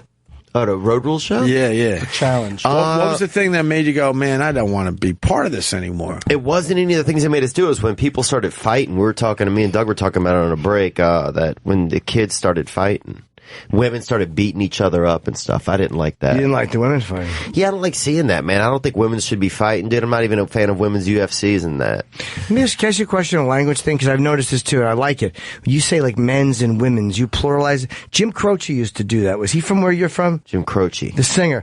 Photographs and memories. I think he is from down that way. That's why, because I always loved, he was talking about Bad Leroy Brown. You ever hear that song? Yeah. He's got, they all call him Treetop Love, and the men's just call him, you say the men's. The men's. And I'm like, Yeah. I know that's a regional thing, so I'm asking you if he was from down there. It sounds cool. Louisiana, okay, there you go. Is he really? He's from Louisiana. Good call. Okay. Jimmy, that's a good fucking hole today. No, only because I noticed that, but I know good. it's not a mistake. It's a thing. It's cool. Yeah. It's like you work with words for a living. Yeah, people, wordsmith. I mean, I don't want to say it, but those who have said it about me, That's pretty keen, though, to be thinking about. You don't even want to see, let's say, Holly Holm and Ronda Rousey do the. I'll watch rematch? the first fight. I'll watch it again, but I don't like it. I don't like it. I didn't like it until I saw Ronda Rousey fight, and then I was all in, as they say. Yeah.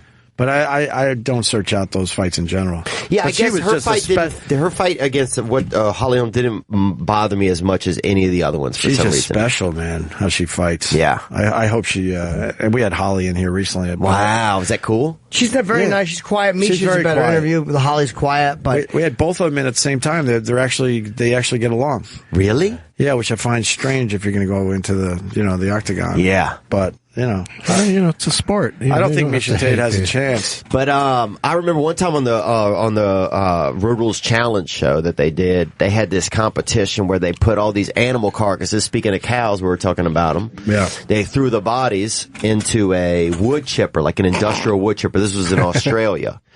and then they shot the bones out of like the biggest wood chipper you could get, and they would shoot about 70 yards.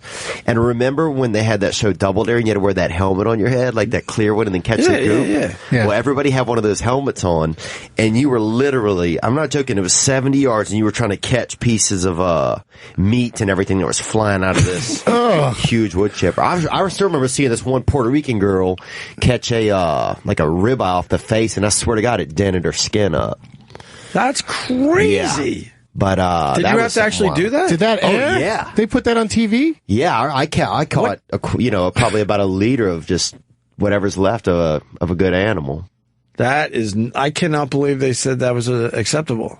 Yeah. But that was, long enough ago. Like, if they tried to do it now, would they not be able to? Yeah, now they wouldn't be able to. I mean, this was real animals. I mean, this girl caught a ribeye that she'll never be the same. It flew 70 yards, bro. We're trying to find the clip. I gotta see this. I don't know if it's on there. It's funny, I haven't seen any of these clips in a decade. Yeah. But, yeah, when did you leave the show?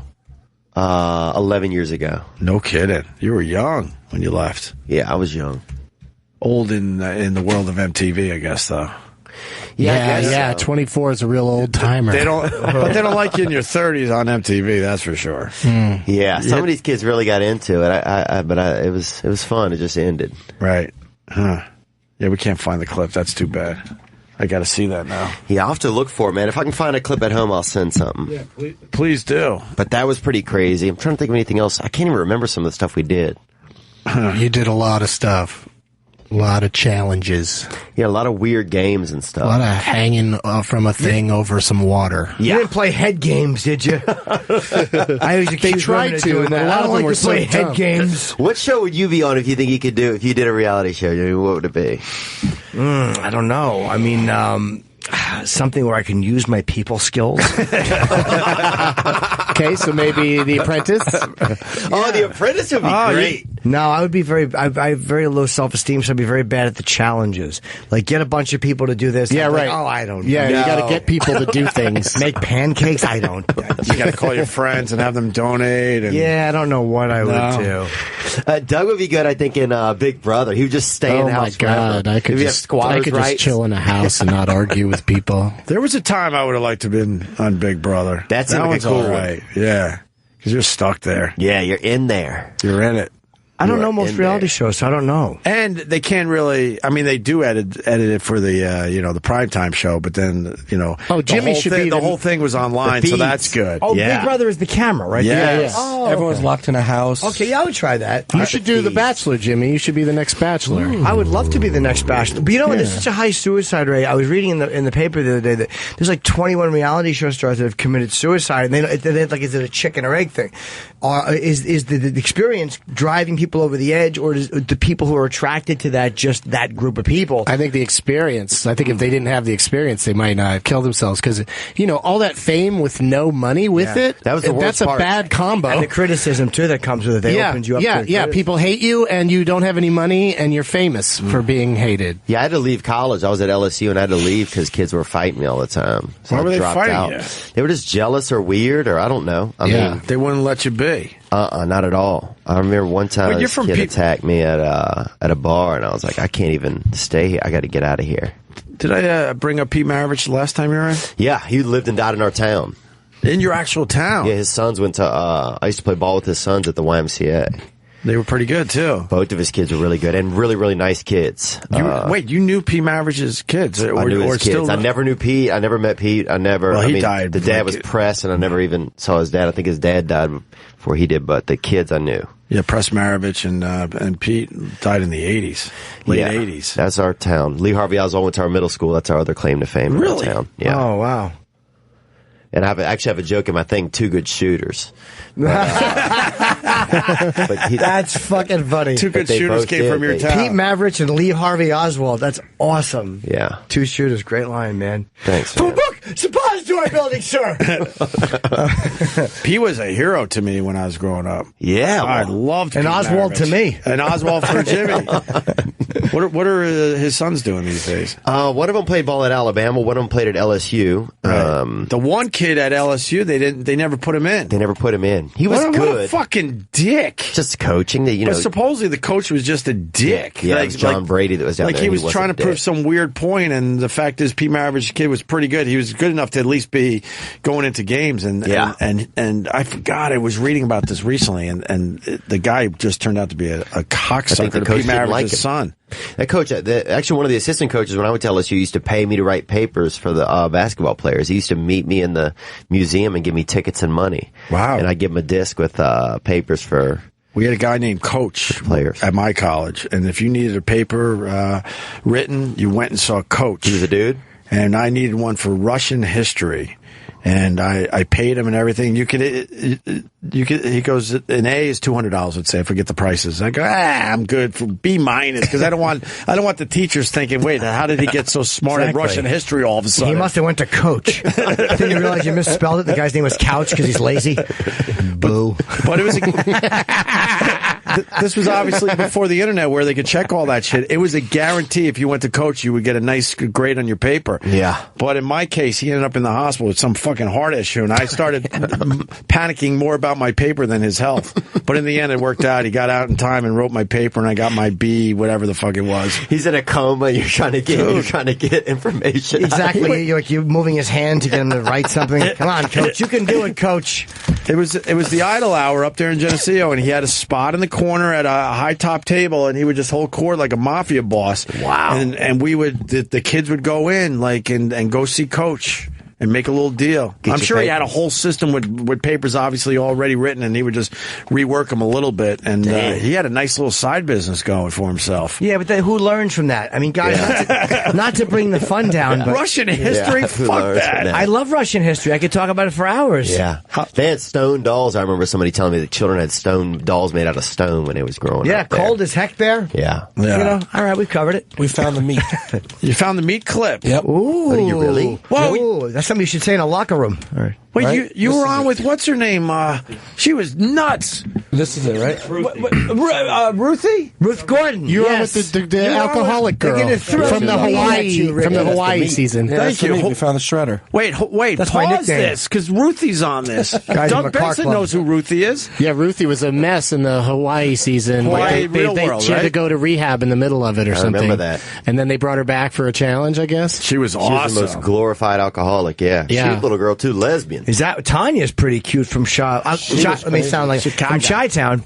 Yeah. We made love once or twice, I think. You fucked her? You did? Good I think boy. we made Oh, some- yeah, she was made sweet love? all right. She was all right. I mean, this was before everybody else made love with her, I feel She like. was a mess, but yeah, she was passed around a little bit. She have a nice Been through some vagina? Tough times. I think so. I like Yeah. a meteor one, to be honest. Well, then you're going to enjoy Yeah. this meat episode we're about It to kind of play. was a longer vagina. I do remember that. I love a long vagina. He likes one that looks like it went through a shredder. Yeah. I want it to look Coincidentally. Looked like it was trying to hand you something. You ever see a vagina like that? Yes. Yeah, it looks like Ethel Merman's neck. Jimmy's all about it being messy down there. Yeah. Let's play this clip. messy. Battle of the Sexes 2, The Shredder, Part 1. Here to the end. So I'm looking out for me. All right. And I'll be a leader then. All right. There's Ruthie. Yeah, she's How do cute. you feel about me and Tina being the hand-offer and the shredder? Oh, Ruthie. Coral from I dropped her in Real someone's world. drink. Coral, yeah, I remember her too. People I haven't thought about in years. She was always putting people in their place. Yeah. How about we get right to the Where are you? the action? I don't know. Where's Theo? For Pete's sake. I think I saw you in the background there. There you are. Yeah, with the glasses. Yeah. Yeah, there was a truck. Oh, Eric from New Eric York. from the very first season, yeah. Look at all that meat. Open the truck. See that meat? Go to the other clip. Meat products like frozen together. No, I sent. There are 2 clips there. Part 2. bunch of vegetable. You know, Heather from season 1 works with Sway there, Doug Benson. We see What? Her, we see her every day. Really? She couldn't be nicer. She's very lovely. And in Real World 1, she was kind of a bitch, right? Yeah. mean, But, you know, she's a really nice, good One lady. of the best tweets I ever read was, remember the girl that got hit by the black guy in one of the Real World, Seattle or something? Yeah, she got slapped. Right. When she called him gay. Yes. And her name was, She Irene. Irene, yeah. She had a tweet. She goes, I'm a one-hit wonder. I got hit once, and then everyone's wondered what happened to me. Fucking hilarious. Hilarious. That dude. guy. Yeah, she's Not only all right. hit her, he threw her stuffed animal in the stuffed water. animal in the water. What was his name? His name was Steven. Jim? He was he was gay, but he wasn't ready to discuss He was not it. ready to come out, That but was he a cra- must be. Somebody should talk to him now. Like, Is he gay? Aren't you super gay I don't know now? who he is. It was a crazy reveal because she goes, "We can never date Steven because you're gay," and he just lost his mind. And she was leaving the show anyway, so she Yes. said that parting shot Right. and got into a car, and Yeah. then he ran over and opened the door and slapped her in the Bitch face. slapped her, and then took her stuffed animal and threw it in the water to Which make is it really hurt. which is much more coming out of the closet than her accusing him of being slap- gay. the slap said Slapping a and lot. throwing a stuffed animal. Yeah, like, I know it will hurt. Here. I'll throw this in Mr. Muffins. Get him wet. She had lupus too, so that was another thing. Oh, my God. Well, she was a Bad News Bears fan. Damn, you're on fire today. Let's find out whatever happened to Steve. He in turn puts it into the shredder and shoots it on our teammates. Here we go. The meat goes into the shredder. Oh, disgusting. What the fuck? Oh, catch as much meat as you can Bro, that's bones. in your meat hat. And bones? So Boy, that And the shredder. plastic container that they throw in there, too? Imagine your foot going through there, all kidding aside. What the hell's yeah. wrong with you guys? Oh, my yeah, that Puerto Rican girl got hit by it might have been a ribeye. And then you pour it into the. Yeah, you dump it out. The meat Get collect it as much as you can. This is Russia. This is Russian history. Onto our Field of meat. Yeah. So gross. That's wild. Maybe it wasn't 7 yards. Did you catch any in your mouth, Theo? Hey, whoa.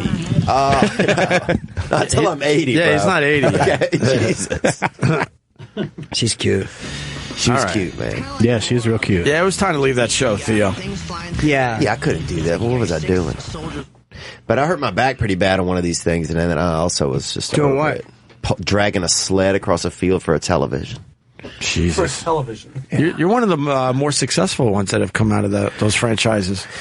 Well, Most Who's of them. the most famous, you think? It might be you? I know. I think it's probably the Miz, the professional wrestler. Oh, sure. Yeah. Oh, the Miz. Yeah, he's a good dude. He used to come on our He's show. a nice kid. He What came year on is our it? show way before he became. Coral set him The straight Miz. on race, told him why he was racist. Like he Yeah. was an innocent white guy, and he I don't came remember on there, this. and she like set him straight. Yeah. What year is It's what funny. year This is the most I've talked about this in years. I never ever talked. No one ever even. This 2003? People asked a couple. You got to talk to questions old here. guys. The Miz. The Miz. I forget his real name. The Miz, Mike Mizanin. He's Right. from Parma, Ohio, and He's he, from Cleveland area. Yeah. And he came in when he was part of the Real World, way before he became a wrestler. That's crazy. Yeah, And, he's- and at he was a night he- fan of ours Was at the he? time. Yeah. Yeah, he that's likes funny. comedy, and he's a funny guy. He was a fan of the radio show, Opie and Anthony. Yeah, and he then- shared my special the other day on Twitter. It was just nice of him. He's a you good know. guy. He's always been a nice kid, man. I'm He- very happy for his success. But yeah, he's probably number one. Yeah, him, and they have a girl, Lucinda Barrett, who is on Real World. Jacinda. Jacinda. Who's an Jacinda. actress. She was dated Chris Hardwick for a while, and she was in some pretty big movies. How do you know all this stuff, Doug? I just know stuff. I just Both know you guys have a lot stuff. of secret facts. I mean, feel I'm like you friends with into. Chris Hardwick, and I used to run around doing MTV stuff all the time when I was in my younger Did days. Hardwick do MTV stuff? Yeah. That's He's a where cool we guy. met. Oh, you did. Hardwick was the host of a game show on MTV called Trashed, and me and Brian Posehn and a bunch of other comedians were writers on it. He's a And very- we've all been friends ever since. He's a very successful, like really good Hollywood. Chris is a very interesting He's guy. such Very a driven. hard worker. Amazing animal, dude. Super, like he's one of those guys. He didn't go through the program. He just decided to become sober one day because he was just a mess. okay. You know, he got really into drinking during his singled out days when he did that show, and that was probably the beginning of like viral hate was starting to happen. Like Right. people were being, probably pretty mean to him. But yeah, he's really. And he doesn't have to work. He's very rich. He sold his, Nerdist. He sold to. But he married a hearse too, right? Did what? he really? He's not married yet. None of the car. Oh, they're going to Deaf marry. I didn't know she was. I don't know her story. Supposedly she's a. I'd marry Patty just to jerk off to her stories about being with the Symbian fucking Revolution Army. What'd they make you do? Oh, they're not married yet. I know they're dating. Okay. Don't want to. Very good. Sorry, Jim. Chris Hardwick was the hosted. Whoa. He was the host of everything. Chris Hardwick was the host of Shipmates. Do you remember that Oh show? yeah, I like that show. It was a dating show where you had to go on a cruise. His jokes were always pretty solid. He was funny. Eliminate was great. Remember that one? He hosted that too? Eliminate, no. I've never hosted anything. You haven't? I want to host a game show. What's Yeah, why don't you? Yeah, Why don't you host a you'd be creepy great at game it. show? Yeah, but what should it be? You pick the creepiest contestant. Like everybody just tries to be as creepy as possible. It's a dirty one. And Like you up just the skirt. Whoever's got crotchless panties on, you win $500. There's not much to the show. That's a 2-minute show. It doesn't You're require, not making your own show. It doesn't require any sort of skill. Right. Yeah, it does. You show up with weird things. It was like just odd stuff. I could see you bothering people at a mall. I could see some kind of show like that. Game show, yeah. Yeah. All right, I want you to take a shit on this mirror. If it's solid, I'll give you $200. If it's liquid, you owe me $50. Go. And go. People would watch that. Yeah, I want a tapered log. If you can get it to drop out of your ass and stand up straight like a building, $2,000. Go. And go. Yeah. Wow, that's awesome. Yeah. Who else from those franchises? Doug. What? Tell me more. That made it? Yeah. There's a girl from San Diego, Jamie Chung. Yeah, she's an actress and model. She's in the Hangover movies. She's I love that one model from the Hangover movies, but it's not the one you're thinking of. Yeah. Who is that girl? Which one? I like Russian women, I think, mostly on the internet. Yeah. You like Russian women on the internet? Yeah. Why do you like the Russian women? They're tough. Yeah, they're just tough, man. They don't They care. look good, but they're tough. Yeah, and all their feelings Russian are broads gone. are tough. Yasmin Lee, that model from fucking Hangover, was sexy as shit, man. Jamie Chung, yeah. But I think sometimes Asian people, maybe it's easier to be an actress because people can't tell. You can say anything, and it's hard for people to tell what it's hard to tell what Asian people are thinking or feeling. It's hard to read them. Right. Well, that's interesting. Let's not forget about Tammy. She ended up on Basketball Wives. Oh, yeah. Okay. She's brutal to be with. She seems brutal to be with. She is brutal. I like how young that And then Sean Duffy became a politician. He did. Married Rachel. He did marry Rachel from Boston. San Francisco. Oh, yeah, that's right. And they ended up having like 6 or 7 kids, I think. Oh. And he's a congressman, right? Yeah, and he's a great guy. He's a smart guy and really, really cool. He was the lumberjack guy who did the lumberjack competitions. Wow. Yep. I remember Sean Duffy. There she is. There's Jamie. Jamie Chung. Jamie Chung from Real World San Diego. Yeah, very pretty. Yeah, she was super cute on that show, and then continues to be. I want to date an Asian girl. I never have in my life. Really? I'm just putting the They're word just out so hard there. to read, I've heard. They are hard to read, man. We have a big Asian female listening audience, and I would like the door's finally open, ladies. So fight your way in. You want an extra part? Almost made love to Extra part in that scenario? It doesn't matter. I don't Doesn't care. matter? No. Almost made love to this Korean girl. Maybe I did actually down in Boise, Idaho. Ah. And Me her too. legs wouldn't come apart very well. I don't know if that's like a cultural thing. Yeah. You think it might be their culture? She probably had one leg. Split her leg. He was trying to split her one leg in half. Maybe she was I trying. had a legless experience one night off a But maybe Tinder. she was trying to tell you no. Exactly. Her Before legs we move wouldn't- on to the legless broad, let's start. Maybe she just was trying to tell you no. Yes, exactly. God, her Maybe legs that's why were the just legs so were- tight together. There's something wrong with them. Yeah, she kept yelling tape. I was like, what? You can't just move on to the legless one. We got to talk about the Now Korean you make me feel like a rapist, that man. the legs wouldn't open legs up properly. wouldn't come apart. I've never done any rape. So you were trying to fuck this girl, Korean girl. Was her name Kim Jong something? What was wrong with the legs? Her for legs, real? I think the way her legs were built, they were real strong at the top, and I think they just didn't. Yeah, she was clenching down. She was trying to stop the dick. She was Tried it because I felt like we were trying to have sex. And what about the legless broad? Oh, I had a tough night with. I was going through a tough time where I was drinking and drugging, and I was messed up on some drugs one night, and ended up met a girl off a Tinder, first girl I ever met, and she didn't have any legs at her house, but you didn't know off the pictures, right? She didn't tell you? No. Oh, what a Totally sneaky shocked. Pete. It was very sneaky, and I was really. Was she really good looking? It was a bad night. She was about 70% good looking. She's about. This is your first Tinder Up to the date. waist. First Tinder ever. First time I ever learned about it. It was like 2:30 when my buddy showed it to me. So walk us through it. So you go to the door. Way to phrase it, Ope. Walk us through it. I still get nervous just because of the drugs. Like, I don't know if y'all ever. I mean, I was just doing Put this story up on its feet. Yeah, Yeah, exactly. cocaine. Story's got legs. Oh, Right there. What drugs were you on? cocaine, man, and I went to this girl's house. Wait, what drugs were you on? Cocaine. Cocaine. Yeah. Yeah. Hold on. Nose candy. Yeah, fucking Yeah, I a little wanted bit of to- snout magic. I just you wanted feel to me? hip it up for the kids. Nose candy. Why don't And you this- call it cocaines? I was on the cocaine. I was on the cocaines, and I went to this gal's house, man, and she had me meet her in her room. I went into her house.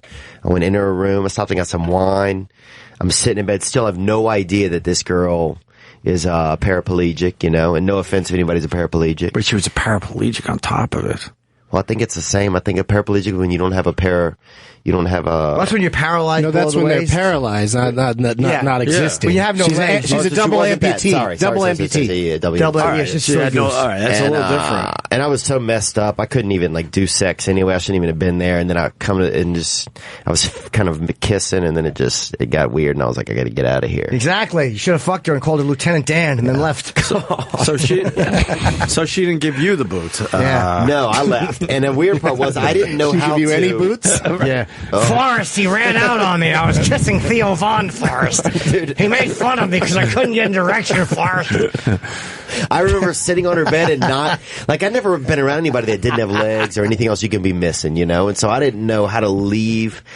I remember getting nervous about how to leave the room. Yeah, can you feel like a show off? How do you think she feels? But yeah, I was like, I feel inappropriate if I just leave the room. She didn't know how to leave the room. But she's missing two legs, and you went on an actual date, and she's walking around? No, I didn't go on a date. No, he met her. You went to the house. She met her just I sitting met her there. for sex, basically. I didn't know She that. answered the door, and she No, was she in no, a you little missed car? the story. She He gave let me a- himself in and he had to meet her in her room. Are you sure this wasn't She to gave me a catch a text. predator? I swear to God. Oh, I Weren't was you so wondering scared. why am I letting myself in? And did she I scream from the wondered it bathroom? all. There's cookies in the I kitchen. wondered it all, There were man. weird little things, like when he said, "What do you do for a living?" And she went, "I'm a shrimp boat captain." I think I would have went through with it. Oh, dude, I made some poor choices, man. I could have done it though. Did you eat her box? No, we didn't do no sex activities. So you finally were like, "This is just too weird. I got to go." Yeah. Yeah, well, I thought at some point that it was some kind of a set. I did think it was some kind of a setup. I thought it was an evil prank Something show. didn't make sense. Something was fucked up. I thought there was, honestly, some brothers in the closet or something that were going to fuck me up. Some sort of road rules challenge. Exactly. Did you see a sex swing while you were there? Because that would probably come in handy if you don't have legs. Sure. Good luck getting out of it though. Now sitting up there. I just left her there in the swing. Exactly. She was hanging like a plant. Yeah, I just got a new canary. Now the meat episode makes sense. By the way, It all makes sense. I got hit with a sneaker. a sneaker and a calf. God, I think I felt better about myself before I got here today. That's the only problem. That's your first Tinder date. Yeah, That's dude. awesome. And I've been on some other ones, man. Actually, I met a girl in San Francisco one time that had a bad leg on her. She had a bad wheel on her, and she wore a brace on her foot, but I didn't know that, right? And we went to her hotel Oh, room. nice. Did she call them her magic shoes? More Forrest Gump How stuff. many fucking I know. jokes does he It's have just inside of there's him? just a lot of Forrest Gump shit that piles loves out. Forrest Gump. Yeah. Oh, please tell me you met a girl on a fucking bench and you had chocolates with her. I got one for that too. So, anyway, we started kissing. I didn't know she had this appendage lift hooked to her foot, right? And she rips it off, like kind of throws it across the room. Ooh, her sexy Shattered a fucking window. We're at this kind of cheaper motel near Santa Monica. Shatters this window. And it's kind of like in the dark, and I didn't know she had this. So next thing you know, I see this, and then the fucking glass broke. And I can't get an erection on broken glass. I'm never, It's just 7 years bad luck. Yeah. Bad luck. So I told her, I said, I got to go home and get a little bit of weed, if we're still going to do sex. So I left out of there, and then I didn't go back. It was also kind of a far drive back, but I You guess just left her there in the motel with a broken window to pay for it. That's great. It was her room. Oh, fuck her. Pay for it yourself. It was her room. Pay for it yourself, Oscar Pistorius. Jesus. I'm busy. I'm busy. My brother's definitely going to call See you today. later, Blade Runner. You got some adventures. This Theo Von has adventures. I know. Tinder hasn't been great to me, but at least they've all had legs, for Pete's sake. There you go. That's all I ask. Didn't Florentine get all the way to sex with a girl when he found out she didn't have a leg? Oh, I don't know. I could see swear, him I doing think that. No, He's like a Mark romantic Norman. guy. Yeah, Oh, it's Mark Norman. That's Mark right. Norman had one. That's right. Norman's fearless, man. That guy's got some. He goes for it. He's fearless. I went on that Impractical Jokers cruise with him. He was on there. How was that? Oh, and he was running around with just mid-grade broads. Like, That's a good impression. Yeah. Those guys are massively famous, man. That's a huge show. It was unbelievable. You know, I want to tell. We should get Sebastian Maniscalco on him when he's in town too. He's doing like 6 beacons. Have you ever had him? I know him from years ago, but I don't never had him on the show. Yeah, I love him. He's a really good dude. How do we know him? I worked with Dice with him in fucking probably 2004, 2002. Right. But he's a clean act out of Chicago. And he's done a few specials, and he just went through the roof. He's a very funny, clean act. You would love it. Yeah, I mean, he's the only person, I love recommending him to people. He's a pretty physical act, right? I don't remember much, to be honest with you. What? Yeah. Kmart. He has a really very heavy Chicago accent. I don't remember his act. It's been so many years since I've seen him, but he's doing really, really well. Watch it when you get home. I'll check him out. Yeah, he's good. Yeah, I'd never heard of him before. You love it. Especially I sort after of being around recognize these the anarchists. I'm sure you would enjoy some peace of mind. Yeah, some clean Yeah, comedy. once in a while you got to break it up. The clean guys, man, they do. When they hit big because you can bring anybody to see them. Gaffigan is fucking doing arenas now. Yeah. Arenas. I think so, yeah. He's a funny dude, man. Yeah, Gaffigan's oh, yeah. No, I see that. I just can't even believe what an arena is. I know. It seems like something he for did the Garden livestock. recently. Wow. Yeah, he did Madison Square Garden. Jesus. You got to be pretty clever, though, I think, to, like Brian Regan's also super clean and just so hilarious. Yep. That's hard to do. It's hard to not seem, not adult and squeaky if you're clean, you know. The laughs. When you see Brian Regan, it hurts. You're laughing he's so fucking funny. hard. I gotta go watch. You almost want to go, could you just breathe for a minute? I gotta stop because it hurts. Yeah. He'll do 2 shows, 2 nights in a row in a town and just promise he won't repeat material, and everybody just comes to both shows. I do the same thing, but I just lied. All new stuff tomorrow night. Exactly. Come on back. You just change the order and then Exactly. And that's whatever. No refunds, motherfuckers. I'm sure you've had, but I can only imagine the Dayton stories you got. I mean, you guys had some weird run-ins. Oh, yeah, I had some shit happen in Dayton. What? Dayton stories? Absolutely. Fuck, I remember I was fucking a girl one time and I badmouthed Mike Schmidt. She got so mad at me. He's from here. Crazy. You left there with, I think, two bad knees, right? I left Ohio with 2 bad knees, and the next thing you know, I'm on a Tinder date with a comedian. Oh, Mike. Oh, he cried when he retired. Oh, Mike Schmidt? Oh, yeah. There was some crying in UFC the other night, by the way. The guy who won was fucking weeping. I didn't see this. We appreciate a good weeping clip from an athlete. A couple of Michael Bisping beat Anderson Silva in a decision, and he did win the fight. And there was another one earlier who they both wept openly. It was weird. The British guys keep emotions in check. Sure. And to hear Bisping just crying was very odd. Let's start with the Mike Schmidt one for Theo Von, who's never heard this before. He retired. Some 18 years ago, I left Dayton, Ohio. He gets AIDS? With 2 very bad knees.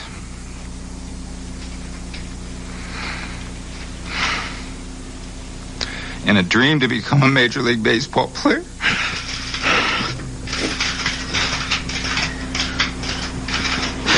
I thank God that the dream came true. With that, the man who's worn number 20 for 17 years had to walk away. However, he leaves behind some impressive numbers. 548 home runs, 4 goals, and 3 MVP awards. Right there where you needed was Frank Vincent to lean in and go, get your fucking shine box. Now he's leaning over. He's got to break out a tissue. Oh, my God. Where's fucking Marlon Brando when you need him? Dude, act like a man. Did you ever see the one that Chicago, Jeremy Roenick, when he starts crying at the end of the when the Blackhawks won? Oh, yeah. No. And then, what's his name? And there's 2 other announcers are there with him. And the old guy's like, yeah, it's okay, guy. Yeah, he's not having it. We had him in talking about that. Really? Yeah, what's his name? Fuck. Hitler. Hitler. Oh, who's the other guy? Come on, help me out. The other guy where? Jeremy. Play it. Jeremy Piven. The dude on the right. Eric, you know. I don't know. Oh, that's Dan Patrick? No, Eric, right. that's a shit guess. On the left. Terrible guess. And on the right, it's the former coach of the Islanders. Yeah, I'm having a stupid brain Eisen, is it? Bill Parcells. Bill Parcells. Tom Landry. Tom Landry. You had Parcells in? No. But I saw him hit golf balls once on a range in Dallas. Yeah, because of our pal Tyson Walter. We went and played golf, and his boss came up in a golf cart, and I was starstruck. And I'm not a Bill Parcells fan, but I was like, holy shit, that's Bill Parcells. He's still a very legendary. He was guy. really cool to us too. I played a golf tournament with Ozzie Smith one time, which was kind of cool. And sat in a living room listening to him for a little bit. Right. He's just a peaceful little brother. Is he? Yeah, real peaceful. Got a white lady with him, and I hope you spoke to him about that. Looks good in the sweater. Looks good in the sweater. I told him he earned it. Looks good in the sweater. He looked good in the sweater too. Very well dressed little man. Beautiful man. So what's this Jeremy Rona cries? And I got it myself. Mike Milbury, the brain fart's over. Jesus. Mike Milbury gives him a little shit for crying in this clip. Enough good things about the Philadelphia Flyers, who's the team that just kept coming back, that just wouldn't quit. But in the end, Dan, I think you're right. It was too much speed, too much talent, too much skill, and that's what prevailed in this series. Well, Chicago Blackhawks, congratulations to the fans. You guys deserve it. The Chicago Blackhawks deserve it. I've been there. I know what it's like. This is an emotional thing for me. Both these teams were warriors. They went out and they did great things for the National Hockey League. Chicago really enjoyed this one. For the kid that was there in 1992 who was crying when I came off the ice after we lost Game 4 at Chicago Stadium, you waited 18 years. I hope you have a big smile on your face. I can tell. Congratulations. You're emotional. Absolutely. Why is it affecting you? Chicago Blackhawks, man. I didn't get to do that. It's pretty unbelievable. Well, I didn't get to do it either. I'm not going to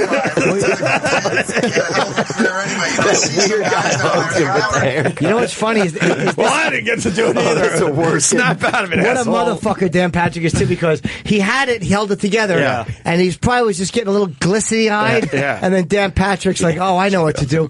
Tell me what's happening with you. Why are you so emotional?"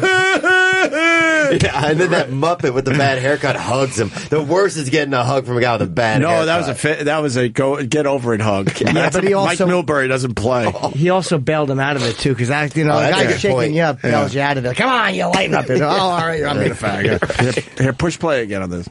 I'm proud. You never know when you're going to get a chance. I'm proud. For 21 years, you were in a Stanley Cup final one time, with a guy that blocked shots with his nose. And, in my first 2 seasons out of 13, we went to the Stanley Cup final and lost it and never got a chance to get it again. Well, so that's how rare a bird this trophy is. Well, as he said, I waited all my career to touch it. These guys get that opportunity, and you only hold it after you've won it. But can't see this enough, Dan. April 16th, 1961, the Blackhawks win in Detroit. 17,951 days later, they hoist the cup again. It's headed back to Chicago. Yeah, that guy was a fucking blubbering. He had it together though, and they could have just moved on. It didn't look like he was crying. Dan Patrick saw it. So you're getting emotional. What's going on? He had highlights in his hair too. He's a good dude. He was in here. Ronick? Yeah, he's fun. He's the fun other to guy's talk to. hair, though, you're right. Mike Milbury had a fucking abominable hairdo. That's an abominable Davy and Goliath haircut. He don't give a fuck, though. He goes to Supercuts. Oh, really? He don't give a fuck. That fucking Lego person hairdo is offensive. He probably cuts his own hair. He don't give a fuck. What about Rich Eisen? Was he ever in here? No. What about him? Nah, he was on a game show one time. I don't know this Rich Eisen. I don't know what he does. Tell him you don't want to see him. He'll understand. Believe me. Why'd you bring him up out of nowhere? No, just because the only other new sportscasters that I ever met was him. Oh, okay. All right. Well, I think we go home. This was quite an enjoyable show. We did. I'm happy I got to do it with Doug and, of course, Theo Von for the first time. Yes. Yeah, thank you guys so both much. you guys. Come back and see us. Where do we start? Theo Von has his special out right now. On Netflix called... It's called No Offense. No Offense? Yep. And we covers most stuff in it. Oh, I thought it was about the Cowboys. No offense. Come on. I'm being cute. I'm being cute. No Offense, now streaming on Netflix. It's Theo Von, TheoVon.com. The podcast, I do hear good things about it. So allegedly, it's cool, man. We've been fortunate. It's a good time, man. It's not as fun as this. That's for dang sure. It's more Hollywood stuff. If you like that kind of stuff. And what's the name of the podcast? It's called Allegedly, and it's on iTunes. But you see, because allegedly doesn't sound like this name, so it's almost like a who's on first thing. I like you about my podcast. What's it called? Allegedly. Well, what's the name of the podcast? Allegedly. Well, who's accusing it of something? Oh, the hours of fun you must have. Hours of who's on first banter. And Doug Benson, he's got all sorts of things. Gramercy Theater is sold out. Yes. Yeah, so don't even. Yeah. But this is fun. On Monday night, we were speaking to Chris Hardwick earlier. On Monday night, I'm doing, at midnight's going to do a bracket-style March Madness tournament for the whole week. And so I'm on the first night, and if I win, I advance, And what's the competition in general? It's good. Like the first night, I have to go up against Kyle Kinane and Nikki Glazer, who are both have a lot of wins under their belt, but I have the most wins. Okay. On At Midnight. I'm tied, actually, with Ron Funches, and I each have 14 wins. Nice. And if you beat those two, then you move on. Then I move on, and probably will have to go up against Funches, and then we'll lose to him. But I think I'll lose Is to he very good on Kinane At if I had to Midnight? pick. He's great at it. He's really funny on there. And but they'll have a lot of the big names. I mean, Jimmy's not going to be on because you're here. You're in New York. Yeah. Did you win when you were on?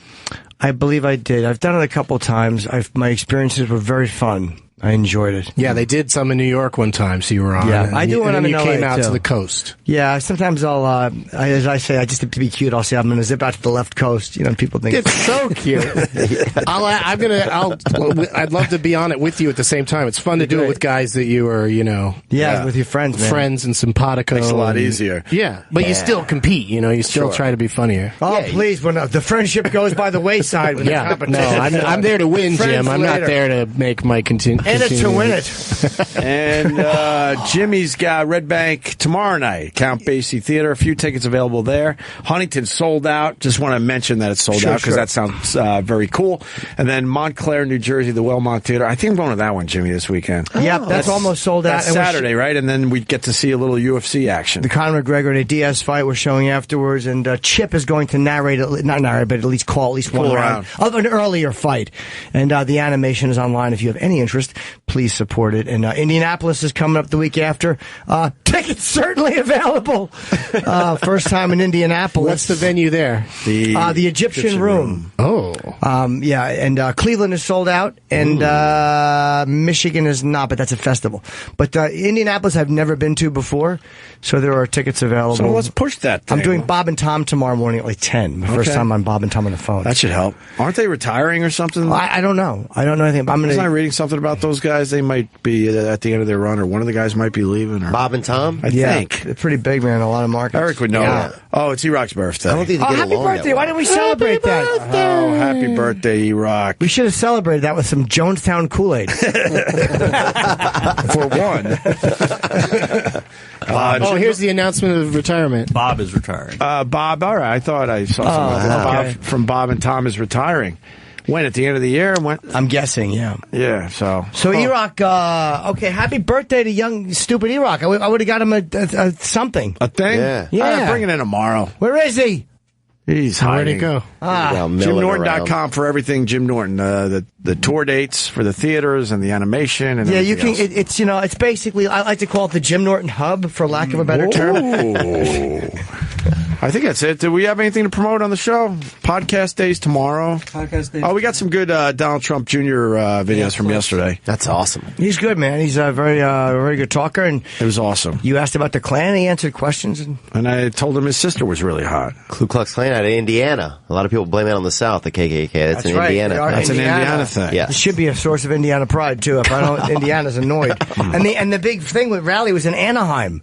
Yeah, It wasn't. Yeah, that big fight recently was Anaheim, California. Right. Something about the Angels. They were arguing. I don't know. They're rallying out there, huh? They should be. Trying to get it going around here, but nobody will get on board. For Pete's sake. You're trying to rally the troops. Yeah. I know the reputations of it. This is the new Klan. They don't hate anybody. They just don't like them. But they're very loyal. You got to give that to them. Absolutely. There are no more lynchings or any of the violent stuff. That's the old guard. Oh, okay. The new guard, they don't like anything. They just send out kind of hateful tweets. You know what I mean? Just mudslingers now. Theo, I can't wait to hear about the phone call from your brothers. I want to find out how he. I will take some how notes he liked this the show time. today. Yeah, check out Theo's special. Very funny dude, man. And the wood shirt's going to make allegedly me very confused all day long. I'll see if I can get some pictures and find out what happened to that guy because they didn't feed him well. He had that whole family had a bunch of issues. Oh, fuck, that sucks to About hear. to touch his sister's breast one time. Long haired girl that wore lipstick when she really shouldn't have. She was very young. How old? She was probably 11. How old were you? I was probably 13. Okay, fair enough. That's good. Oh, okay. You just said it properly. Yeah. I was getting scared. I was 22. I was scared when Jimmy asked the follow-up. I was about to have a lot more respect for you. I was in by the college. She came by the fence one time. I remember put on this lipstick, this pink lipstick, and let me touch her breast a little bit through this dress. And salty young lady. I still remember that. Yeah, that's like hardcore sex for that age. That must have drove you insane. Oh yeah, I was as hard as a 13-year-old. Being able to do anything like that. I was strong as a. Yeah, you're coming as a creepy show. I was as hard as a brick being driven into the skull of an elderly person. What? I was sprung. All right. Yeah. Well, hey, thanks for listening to this damn program. We'll see you guys tomorrow.